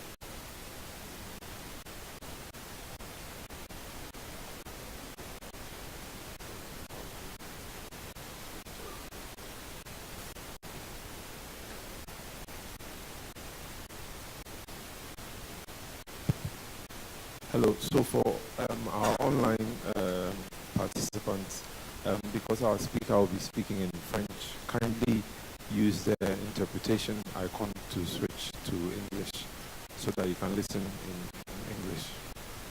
And for the those of us using the listening devices, please switch to channel 1. If you are on channel 2, use the arrow buttons to move from channel 2 to channel 1.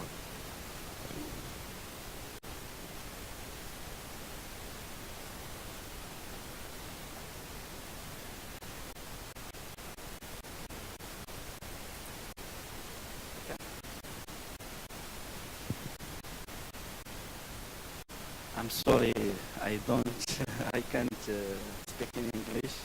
I'm sorry for this. Bonjour à tous et à tous. Avant de commencer, je tiens à remercier chaleureusement Coopération Africa pour cette invitation, ainsi pour l'excellente organisation de cette conférence. Je souhaite également exprimer mes sincères remerciements à la Zambie et à la ville d'Osaka pour leur hospitalité et leur accueil chaleureux.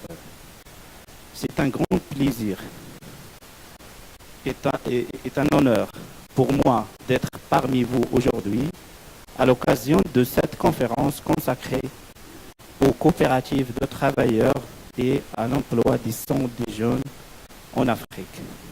Je m'appelle Yassine Mazout. Je viens du Royaume Maroc et je suis président de la coopérative à Tchaofor. Aujourd'hui, je souhaite partager avec vous notre expérience dans la transformation d'une activité informelle de récupération des déchets et en une activité collective, structurée et créatrice de valeurs économiques, sociales et environnementales. Notre objectif n'est pas de présenter Achaofor comme un modèle à copie, mais pilote de partager des conditions qui ont permis cette transformation, afin qu'elle puisse éventuellement l'inspirer d'autres expériences africaines. En Afrique, l'emploi, particulièrement celui des jeunes, constitue un enjeu majeur. Une grande partie de la population travaille encore dans l'économie informelle, souvent avec des revenus instables et une protection limitée. Les coopératives de travailleurs peuvent adopter une réponse en permettant de structurer une activité existante, tout en donnant aux travailleurs une place dans la propriété et la gouvernance.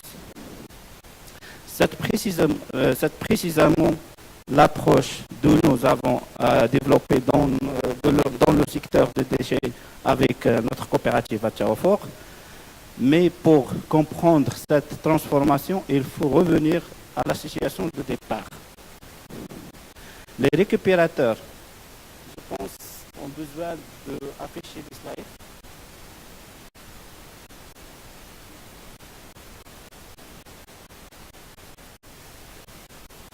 Le deuxième, s'il te plaît. Le troisième. OK. Les récupérateurs connaissaient déjà leur métier, ils connaissaient les matières triées. Le problème n'était pas donc leur capacité à travailler, mais dans le cadre lequel ils travaillaient.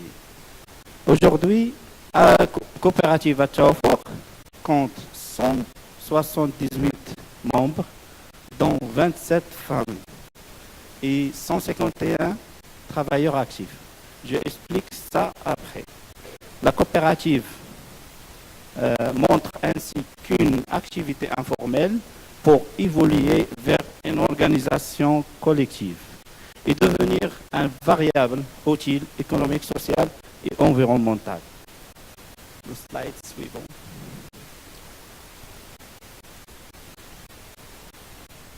Au Maroc, comme dans beaucoup de pays africains, 3 évolutions de rencontre. La croissance urbaine, la pression sur l'emploi et l'augmentation des déchets. Le Maroc compte environ 36,8 millions d'habitants, dont près de 62% vivant en milieu urbain. Augmentation de déchets représente évidemment un défi environnemental, mais elle représente également une opportunité de valorisation des matières et de création des emplois. C'est précisément à cette rencontre entre économie sociale, solidaire, circulaire et l'emploi et notre expérience s'intéresse. Slide suivant, s'il te plaît.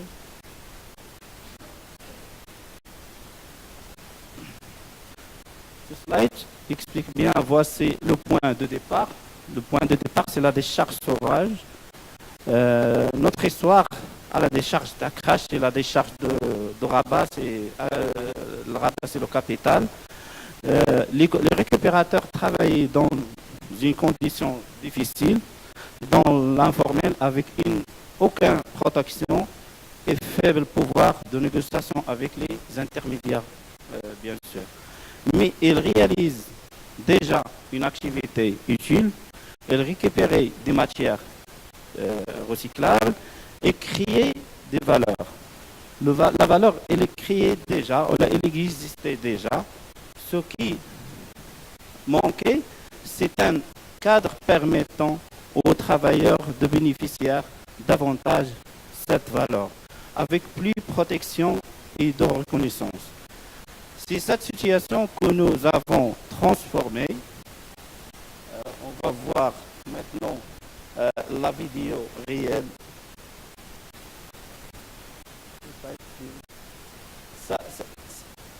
c'est une décharge. Déjà, moi, travaillé là-bas avant de création de la coopérative. La vidéo. Le vidéo, il a déjà le vidéo filmé en 1999, avant la création de la coopérative. On va voir les situations des trieurs, des récupérateurs informels qui vivent des conditions très difficiles. Parce que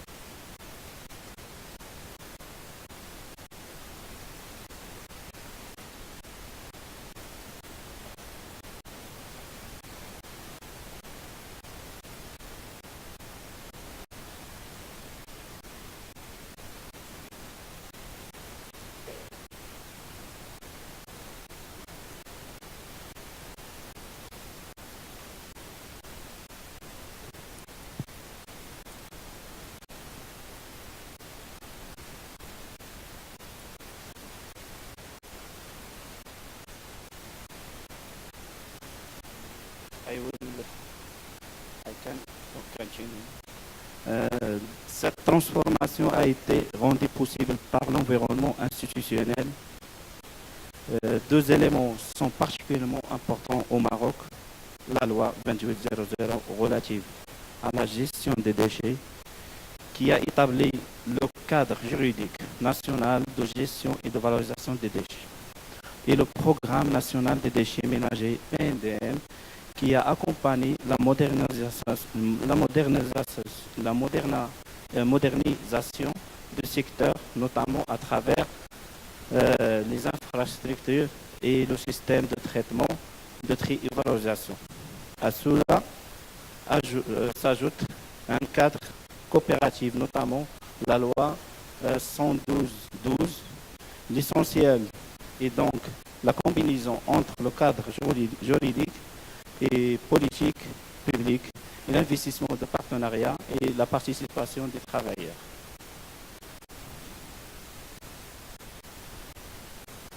Déjà,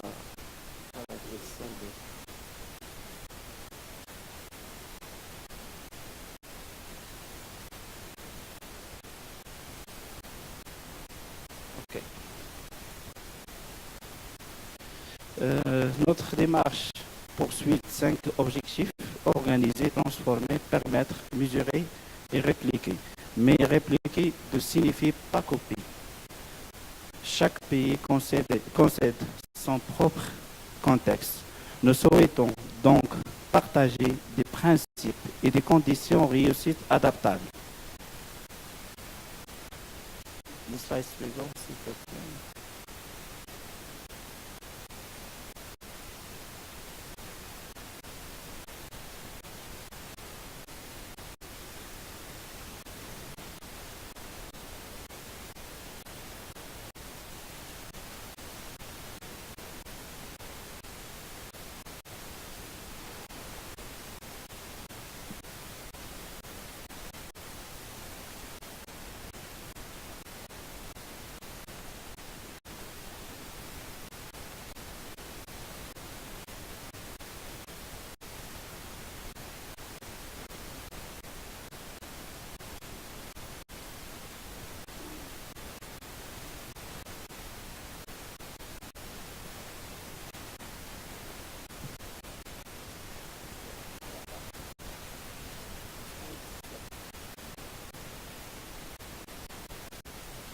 age.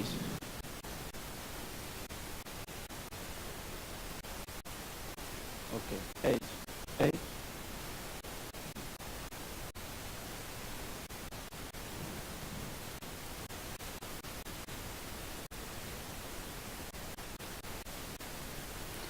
Ce slide montre comment le cadre politique s'est traduit concrètement. La loi 2800 établit le cadre, tandis que le PNDM a contribué à sa mise en œuvre et la modernisation de secteur. Dans le cas de Meza, c'est le cas de coopérative à Tchaoufo, cette évolution a permis non seulement de développer les infrastructures de tri, mais aussi de réfléchir à la place de récupérateurs dans ce nouveau système. Pour nous, une politique publique réussie doit donc produire des infrastructures, mais aussi améliorer concrètement les conditions de vie et de travail des personnes concernées. En 2010, les anciens récupérateurs d'Akrash se sont organisés et ont créé Coopérative à Tchaoufo. Ils ne sont pas devenus des simples bénéficiaires d'un projet. Ils sont devenus fondateurs, membres et propriétaires de leur propre coopérative. Plusieurs partenaires accompagnés de cette transformation, ONG CARE International et les autorités locales, bien sûr, et le secteur privé, Pizzorno Environnement, c'était la gestion déléguée des déchets au Maroc, et qui a permis l'intégration opérationnelle du centre de tri à Omeza. Les opérations à Omeza ont commencé en 2011.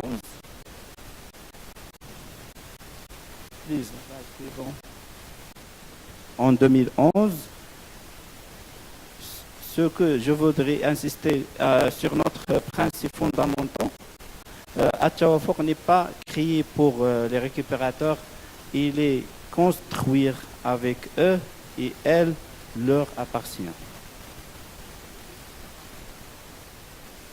Notre mission de permettre aux récupérateurs de passer du travail informel à la propriété collective et un travail plus décent. Concrètement, cela signifie formaliser l'activité, améliorer la protection de la sécurité, donner aux travailleurs en place dans la gouvernance et créer la valeur à travers récupération et valorisation de matières. Pour nous, l'économie circulaire, solidaire et sociale doit donc aussi être une économie qui en place les personnes au centre de tri. Au centre. La mission de l'ODCO. L'ODCO, c'est un office de développement coopération au Maroc, joue un rôle important dans le renforcement des coopératives. Son accompagnement concerne notamment la gouvernance, les aspects juridiques et administratifs, la gestion de développement des capacités, mais l'objectif n'est pas de gérer la coopérative à la place des membres. L'objectif est de leur permettre de devenir plus autonomes et capables de gouvernance eux-mêmes leur organisation. Le slide suivant, l'investissement public également joue un rôle essentiel avec l'appui de l'INDH. L'INDH, c'est l'Initiative nationale de développement humain et relance à travers Sa Majesté Mohamed VI, le roi du Maroc. La coopérative a renforcé ses capacités productives, notamment grâce à une presse à balles. Ces équipements ont amélioré la préparation et le stockage et le transport matière et permet donc une meilleure valorisation. Le slide suivant, s'il te plaît. En 2016 et en 2017, on a subventionné, on a bénéficié la subvention de l'INDH, deux projets, deux subventions, on répond à deux besoins différents. Le minibus a facilité le transport des membres vers le centre de tri. Et la presse à Bâle a renforcé la productivité et la valorisation des matières. Ces deux investissements montrent qu'il faut investir à la fois dans les personnes et dans les outils de travail. Le slide suivant, c'est intéressant pour nous. Le Covid-19 a été un véritable test pour la coopérative. En 2020, nous avons obtenu un financement bancaire 90 000 dollars auprès de BMCE Bank of Africa. C'est un banque marocain qui nous a permis de maintenir à la continuité des activités. Cette expérience nous montrait que l'accès au financement ou l'importance non seulement pour l'investir, mais aussi pour réussir aux crises. Les coopératives ont donc besoin d'un accès adapté au crédit à la trésorerie en plus des subventions. S'il vous plaît, le slide suivant. Aujourd'hui, nous avons avantage, expérience de clients et de capacité opérationnelle, mais le marché des matières recyclables restait soumis à la volatilité des prix, surtout à cause des guerres entre les États-Unis, par exemple, et l'Iran, et le Madiaq Hormuz. Elle est fermée. À cause de ça, les prix sont stables. Mais le marché de matières recyclables reste et lorsque nous vendons uniquement des matières triées, nous ne capterons pas un parti de valeur parce que on a seulement trié. Notre prochaine étape est donc de passer de tri à davantage de transformation. Nous voulons développer une unité industrielle de recyclage et renforcer le tri à la source, notamment avec les écoles et les institutions. Les résultats et l'impact de notre parcours. Le résultat en 2025 comptait la coopérative 178 membres. 178 membres, dont 27 femmes, et avait valorisé plus de 5500 tonnes de matières valorisables, parce qu'il y a d'autres valorisations. Au cas où la vidéo marche, on va voir beaucoup d'informations. Et pour un chiffre d'affaires présenté environ de 1 500 080 dollars, c'était égal en dirham marocain 1,4 million de dirhams. Mais cette évolution, on n'a pas commencé avec ces moyens. On a commencé avec un chiffre d'affaires, un capital de 16 700 dirhams, égal en euros, là, en dollars, c'est 1 600 dollars. Mais maintenant, on a réalisé un chiffre d'affaires très intéressant pour nous. Mais notre réussite ne sont pas mesurées uniquement en chiffres. Nous créons 3 types de valeurs: l'économie sociale et solidaire et environnementale. Derrière les tonnes valorisées, il y a une contribution à l'économie circulaire et sociale et solidaire. Et derrière les membres, il y a des personnes qui participent désormais à une organisation collective. Le slide suivant. Pourquoi cette expérience a-t-elle fonctionné? La coopérative Atchaoufok n'est pas réussie grâce à une seule intervention. Ah, le vidéo, il marche. Ok, on va afficher la vidéo.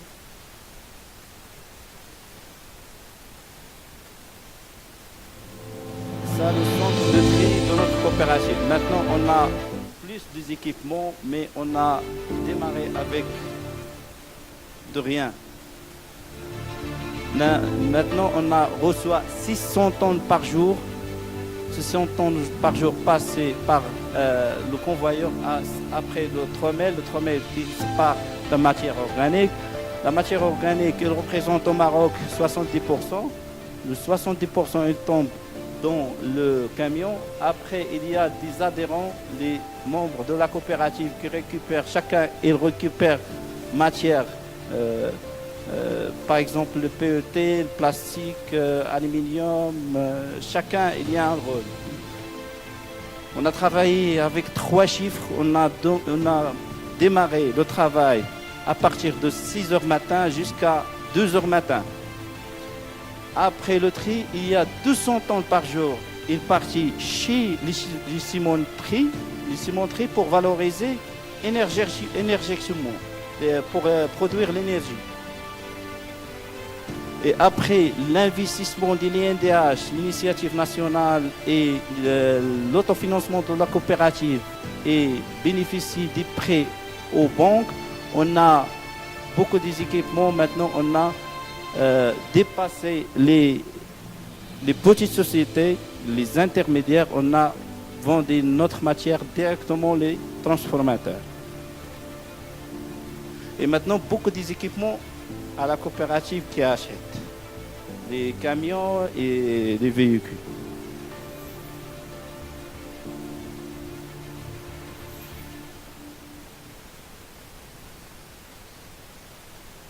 Et on va revenir. Et la réussite grâce à un écosystème. Cet écosystème repose sur l'environnement politique favorable, les compétences, la capacité productive et le partenariat. Aucun acteur ne peut construire seul une économie sociale, solidaire et circulaire inclusive. Il faut un écosystème. Le slide suivant. À partir de notre expérience, nous rentrons 5 conditions. Cette photo, c'est l'Assemblée générale de la coopérative, le dernier Assemblée générale. On a commencé la coopérative, on a réuni des locales avec climatisés et les gens. À partir de notre expérience, nous rentrons 5 conditions. Le cadre politique et juridique favorable, le développement des compétences, l'accès, financement aux équipements et les partenariats. Et surtout, la formalisation avec les dignités. La formalisation ne doit pas simplement signifier imposer des obligations administratives. Ce doit apporter sécurité, protection, reconnaissance, stabilité et opportunités économiques. Et notre message pour les autres pays africains, ne copiez pas la coopérative. Reproduisez les conditions qui permettent à une coopérative de réussir. Slide suivant, s'il te plaît.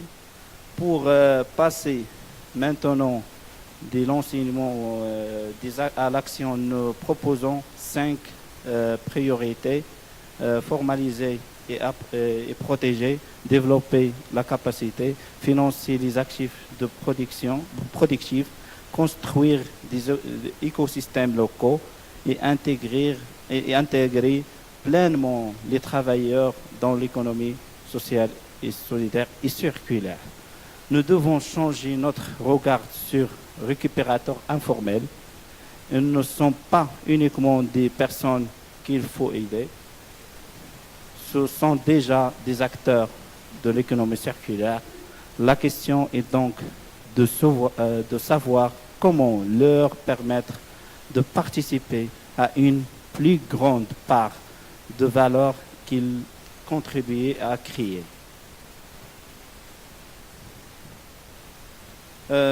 Cette photo, j'explique un peu cette photo. C'est la même personne, il s'appelle Mustafa. Il travaille avec moi parce que je présentais un peu moi. Moi, j'ai travaillé là-bas, à la recherche sauvage, à ces conditions, à l'âge de 15 ans. Après le décès de mon père, je trouve en situation difficile et après, je monte à la décharge pour travailler, pour aider ma famille et aussi pour continuer mes études. Et les conditions avant, c'est très difficile. C'est la loi du genre. La plus forte qui est garder beaucoup de matière. Les plus, et les autres, et garder le reste des gens plus forts. Et la photo explique bien le changement. Monsieur Mustafa, maintenant, il est près de retraite. C'est l'année prochaine, Inch'Allah, il va partir à la retraite. On a déjà nommé on a déjà présenté les adhérents 178, mais les actifs c'est 151. Pourquoi? Parce qu'on a maintenant 15 ans de travail, on a créé en 2010, maintenant on a 2026, c'est 15 ans, mais on a démarré en 2011. C'est 15 ans de travail, il y a des gens, ils partent à la retraite. Ça, c'est un avantage. Avant, les gens, ils travaillent jusqu'à le décès. Mais maintenant, il y a des gens partis à la retraite. Mais maintenant, il y a des gens, il y a la sécurité sociale, il y a l'AMO. l'AMO, c'est l'assurance maladie obligatoire au Maroc. Ils bénéficient les soins et tous les avantages pour les gens déjà travailler. Et je explique bien le changement vers à partir de l'informel et formel. La coopérative maintenant, il paye à la Caisse nationale de retraite 2 millions de dirhams, presque 200 000 $ par an. C'est ça la formalisation de travail. Il y a beaucoup d'avantages, même les gens et aussi même l'État. Pour conclure, Achaoufok n'est pas seulement une histoire de déchets au recyclage, c'est avant tout une histoire des personnes qui créaient déjà la valeur, mais dans des conditions difficiles. Notre expérience montre qu'avec un cadre favorable, des investissements, des compétences et des partenariats et surtout l'implication des travailleurs, une telle situation peut évoluer. Nous sommes passés progressivement de l'informel à l'organisation, de l'activité individuelle à la propriété collective, de la récupération de valorisation. Notre prochaine étape est développer le recyclage industriel renforcé. Maintenant, on a déjà acheté le terrain pour créer l'industrialisation de notre déchet parce qu'on a le gisement, on a le plastique. Par exemple, on a récupéré chaque jour, on a récupéré 11 tonnes, presque 11 tonnes, 12 tonnes de PET. On a vendu chez presque 4 compagnies. Il y a une compagnie indienne installée au nord du Maroc, à Tanger, et achète notre produit et produisait de fibres pour les textiles.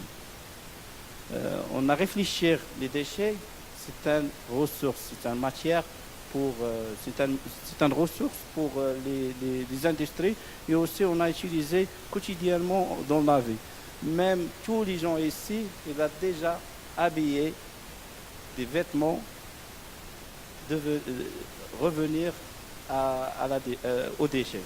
Notre prochaine étape de développer le recyclage industriel est renforcer le tri à la source et à créer davantage d'opportunités pour les nouvelles générations. Et je voudrais terminer avec une phrase qui résume notre vision. Nous ne devons pas seulement recycler les déchets, nous devons également créer les opportunités pour les personnes qui le valorisent. Parce que l'économie sociale et solidaire est circulaire et demain doit être non seulement économiquement viable et environnementalement durable, mais également socialement inclusif. Et je vous remercie. Et je pense qu'il y a une vidéo. Ça,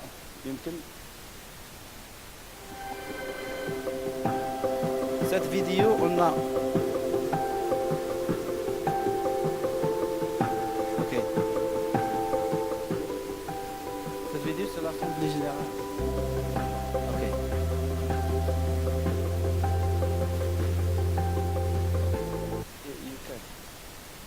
Je vous remercie tout le monde.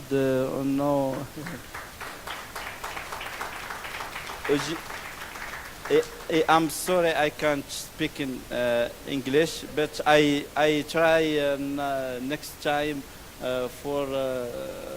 and I'm learning come here another time. Thank you.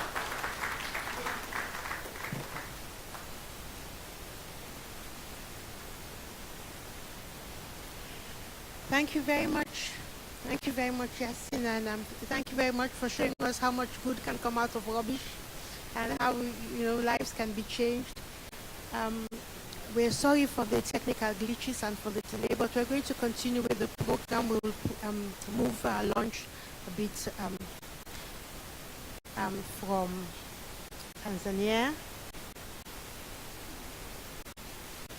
Our next speaker is going to be from Tanzania. Tina will be talking to us about the Manzese Working Women Cooperative from Tanzania. And Tina is a legal practitioner, and she will be giving us her experience.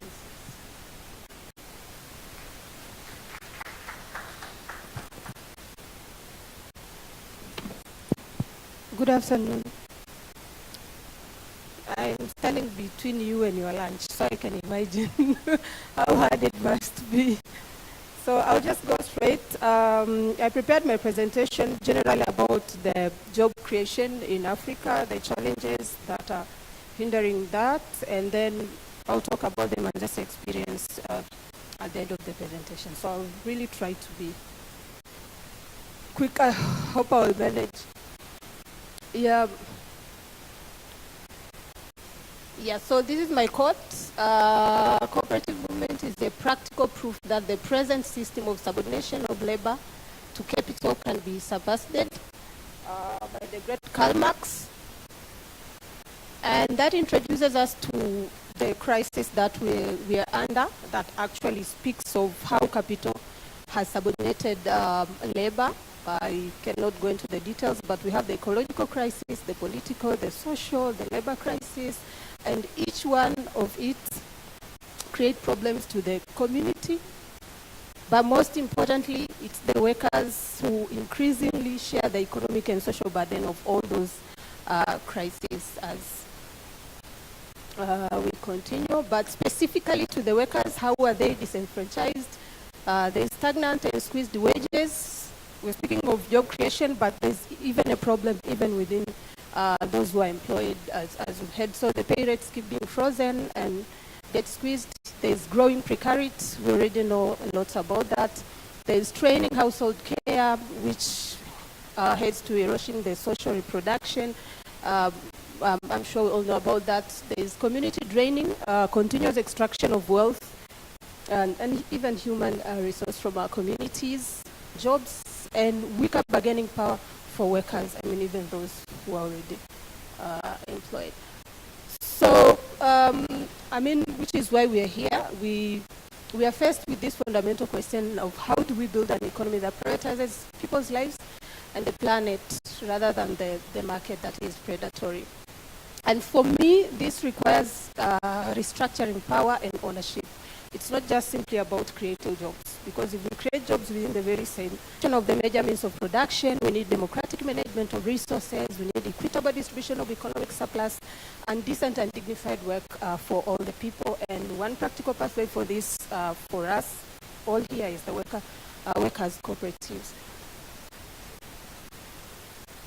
And I'll not go into the definition. We all know what a worker cooperative is, but for me, what is important are the three roles that have been created. And I'll also not go into details about this. We all know that workers are owners because socialization, because the means of production have been socialized under the workers' cooperatives. So workers democratically govern the enterprise, where they create economic democracy and direct participation. The work is the primary purpose, and that's why they would prioritize dignified work and quality of life within the election parties, and the cycle could go on. So the bottom line is workers' cooperatives do not simply create jobs, as I said, they transform who owns, who decides, and who benefits, and that is also giving the African youth voice and control of their own natural resources within the continent, something that we are lacking. So I'll get to what I call the paradox of job creation in Africa, which I divided it into three. So first, the African's economic model produces several contradictions, but I just dealt with the three. Every time we hear the GDP growth in our national whatever reports and budgets, but it does not match with the number of employment created. The numbers speak for themselves. About the 12 million, we already know that story. I don't need to repeat. But there's also the entrepreneurship versus precariousness. The entrepreneurship often becomes a survival strategy in absence of a decent employment, but then it's pushed by the government as if it's the viable option for young people to deal with it. But there's also the third one, the cooperative potential versus institutional starvation. And I'll get into details with this one. So we have workers' cooperatives with a very huge potential of creating jobs, actually decent jobs. But then at the same time, the cooperatives are starved within our continent. Please, quickly. And this is the third contradiction about the starvation of the cooperatives. So for me, which is for all of us, there are four structural barriers repeatedly constraining cooperative markets.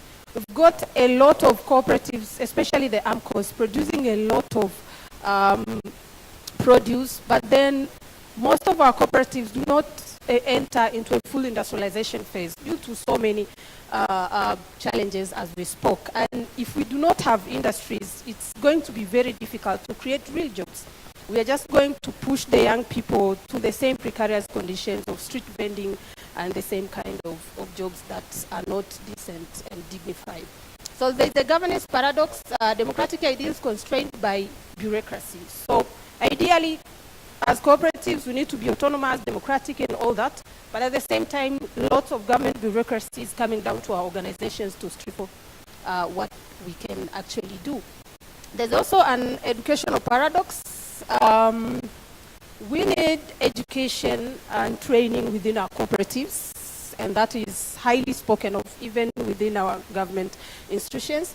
But the problem is the institutions that are mandated with such kind of a task currently, most of them even in my country, are so much into corporate management models reproduced even within the cooperative institutions. So we can provide education, but then the political aspect of the cooperative organization is lacking into the education that we provide to our people who are aspiring cooperators, and that brings institutional challenges within the cooperatives. So there is a potential, but the institutional ecosystem is missing within our continent, and particularly in my country, Tanzania. Please. So the paradox we saw, for me, has a historical legal foundations, because it's not just emanates currently. I'm sorry, I don't know what happened there. But It emanates from the 1932 Colonial Cooperative Ordinance, that's specifically to my country, where we had the colonial cooperative laws enacted in a way that it will not grant that bigger expansion and make the cooperatives really utilize their potential. So there was native exclusion from the central liquidity pools, which is what is happening currently with the finance paradox, which has produced the current credit apartheid. There was, please back. Yeah, there was a processing blockade and compulsory exports, which is what is happening now with the value chain decapitation paradox. We can have AMCOs producing the produce, but they can't industrialize enough. So they remain, our cooperatives remain the raw materials enclaves, which becomes very hard to produce sustaining and dignified job as we would have wanted. There was a colonial state registrar veto mechanisms, a lot of power to the cooperative registrars then, who could deregister and do whatever they pleases at their pleasure, which is what is happening, at least in my country. The governance paradox I kept there, like our registrar has a lot of powers, can refuse the cooperatives from being registered, they can deregister a cooperative at any time, they can freeze the assets of the cooperative, they can dissolve the board of the cooperatives, and all those things that actually shows how the governance becomes a problem. And on top of that, actually, what also is shared from a colleague from Kenya, we do not have the specific recognition of the workers' cooperatives in our legislations. Like for us, when we wanted to register our cooperative, we had to maneuver our ways and use the so-called producers' cooperatives, which is not even directly mentioned from the law, but you would find your ways to maneuver within the loopholes. So I think, which is what also most people mentioned here, the solution to that, there has to be an institutional triad where sustainable worker cooperatives require three. It's not just enough for there to be laws, because laws are not neutral instruments. Laws in a class society are enacted to serve a certain particular class within that society.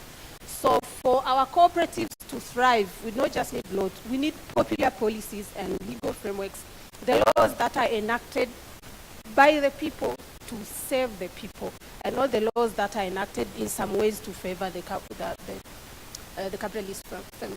We also need organic sovereign capital mobilization. We also need technical and popular education. On the sovereign and capital mobilization, the organic sovereign capital mobilization, again, on the question of capital mobilization, there are several ways to mobilize capital for our cooperatives.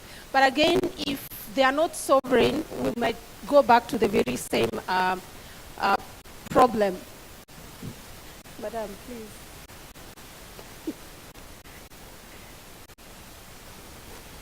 Okay.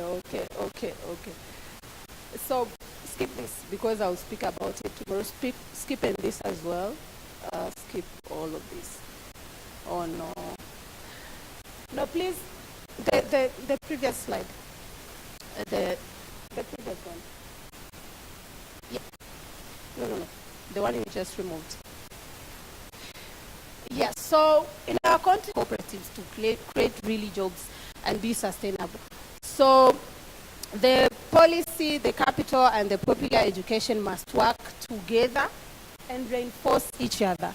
We've been having disjointed kind of solutions provided. You will find training and education here and there.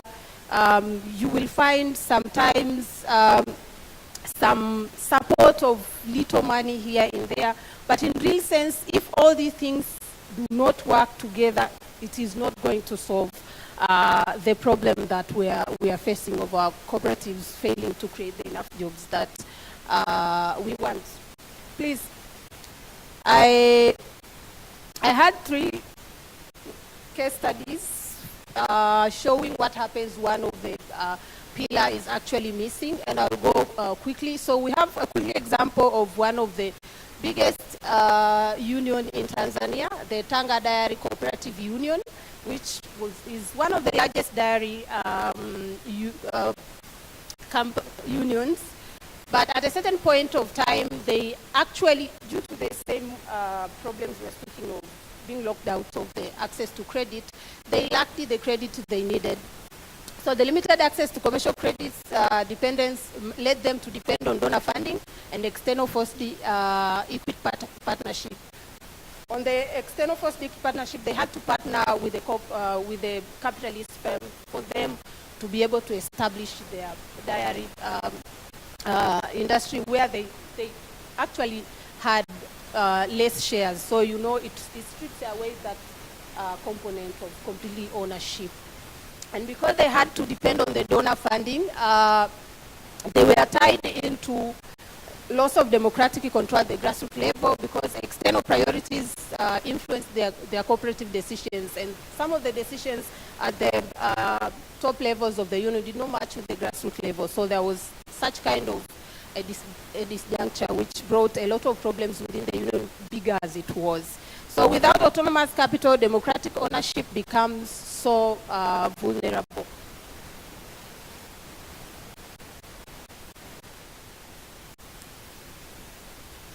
Yeah, I'll not speak so much about Kerala because the colleague is here, but this is one of the classical examples where all the three pillars have balanced, and we've seen the result when he was presenting the way their cooperative movement has really advanced. And this is for Africa. I think I'll talk about it tomorrow again. Take me directly to Awama now. Yeah. Yeah, so what it's okay. I was told that I had 30 minutes and I had prepared for 30 minutes. So no problem, no problem. So what I was, go straight to Awama, not there. So the point I was trying to build in, we all are operating under the neoliberal governments, where our governments are not that supportive as the way the Kerala government is, because that is the fact we should understand. But even with that, we cannot wait. We cannot sit down and wait for our fate. So, because cooperatives are also political units, so we need to advance our struggle and build a sustainable triad from below, forcing the government to yield to whatever we want from below. And I had a very great example of that from the Mondragon Cooperative, how it was started, the way the environment was, and how they were able to maneuver their ways and later on force the government to enact laws that actually recognized what they were doing. For lack of time, I cannot say that. And now I'll go straight to Awama. So again, a grassroots women-led cooperative established in 2018, but then officially registered on 2020. Operating within the neoliberal legal and policy frameworks of the Tanzanian government, as you know. So we're bringing together women from the informal occupations, so the bartenders, pet traders, small-scale farming, transport work, and you can name it. And what actually moved us to start this cooperative was the very same thing, lack of credit. Most of the grassroots women groups did lack credit to start their own individual business.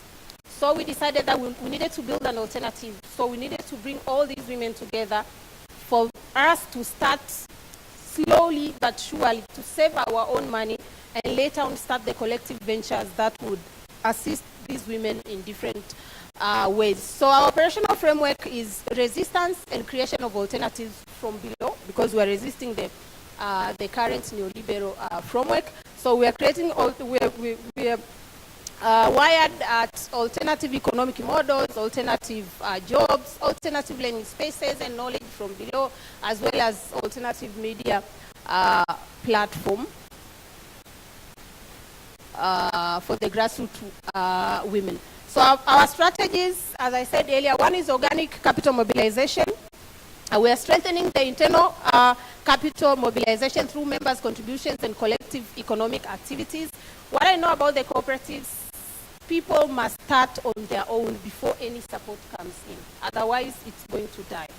So all the initiatives that start, at least from my experience, starts from an initiative with the support from above, they hardly thrive. So that's why we want first to develop our own internal capacity to mobilize capital before we go anywhere. So we are also, within the same, we do not want the non-extractive loans. We are only seeking the non-extractive loans from friendly institutions and not commercial banks because they're extractive.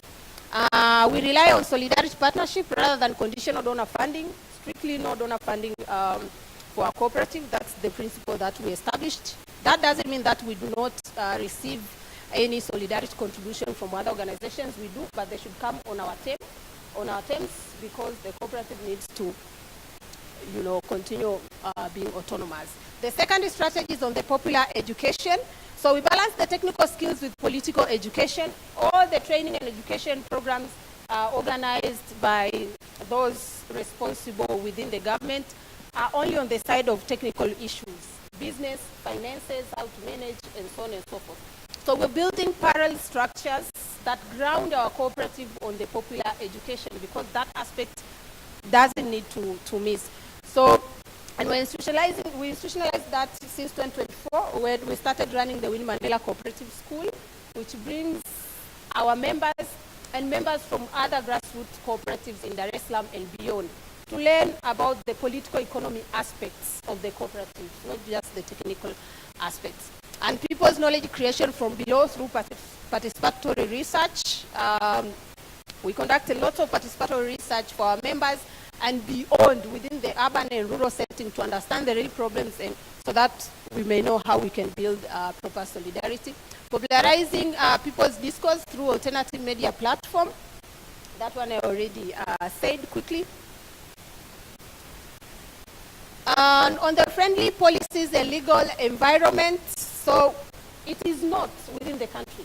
So we're building it from below because we cannot wait for the government. So for the starter, we ourselves maintain a highly democratic internal bylaws in theory and practice.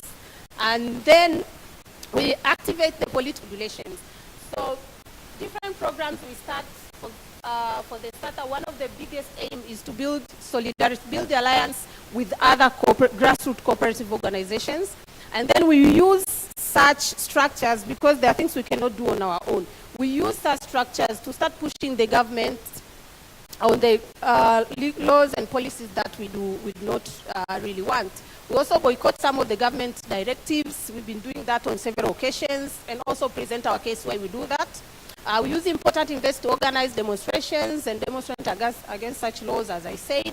We also invite the co-ops regulatory officers to our political schools for them to learn what we think will really work for the cooperatives, and it has really been helpful to some extent because last year we were able to push them to start separate platforms for grassroots cooperatives, being it in education and training or gatherings, because there's a huge problem when we are brought together. I'll get to that later because it's one. And on the capital mobilization aspect, I forgot one thing. We're really invested in the production. So we're also doing the economic activities to make sure that on top of the members' contribution, we also do economic activities. So we have production activities. We're producing all the cleanest products within the cooperatives, and that has provided jobs for our members, but also provides an income for the cooperative as well. We are running a huge catering service for different events. Again, that adds into the economic aspect of where we mobilize our credits and different other activities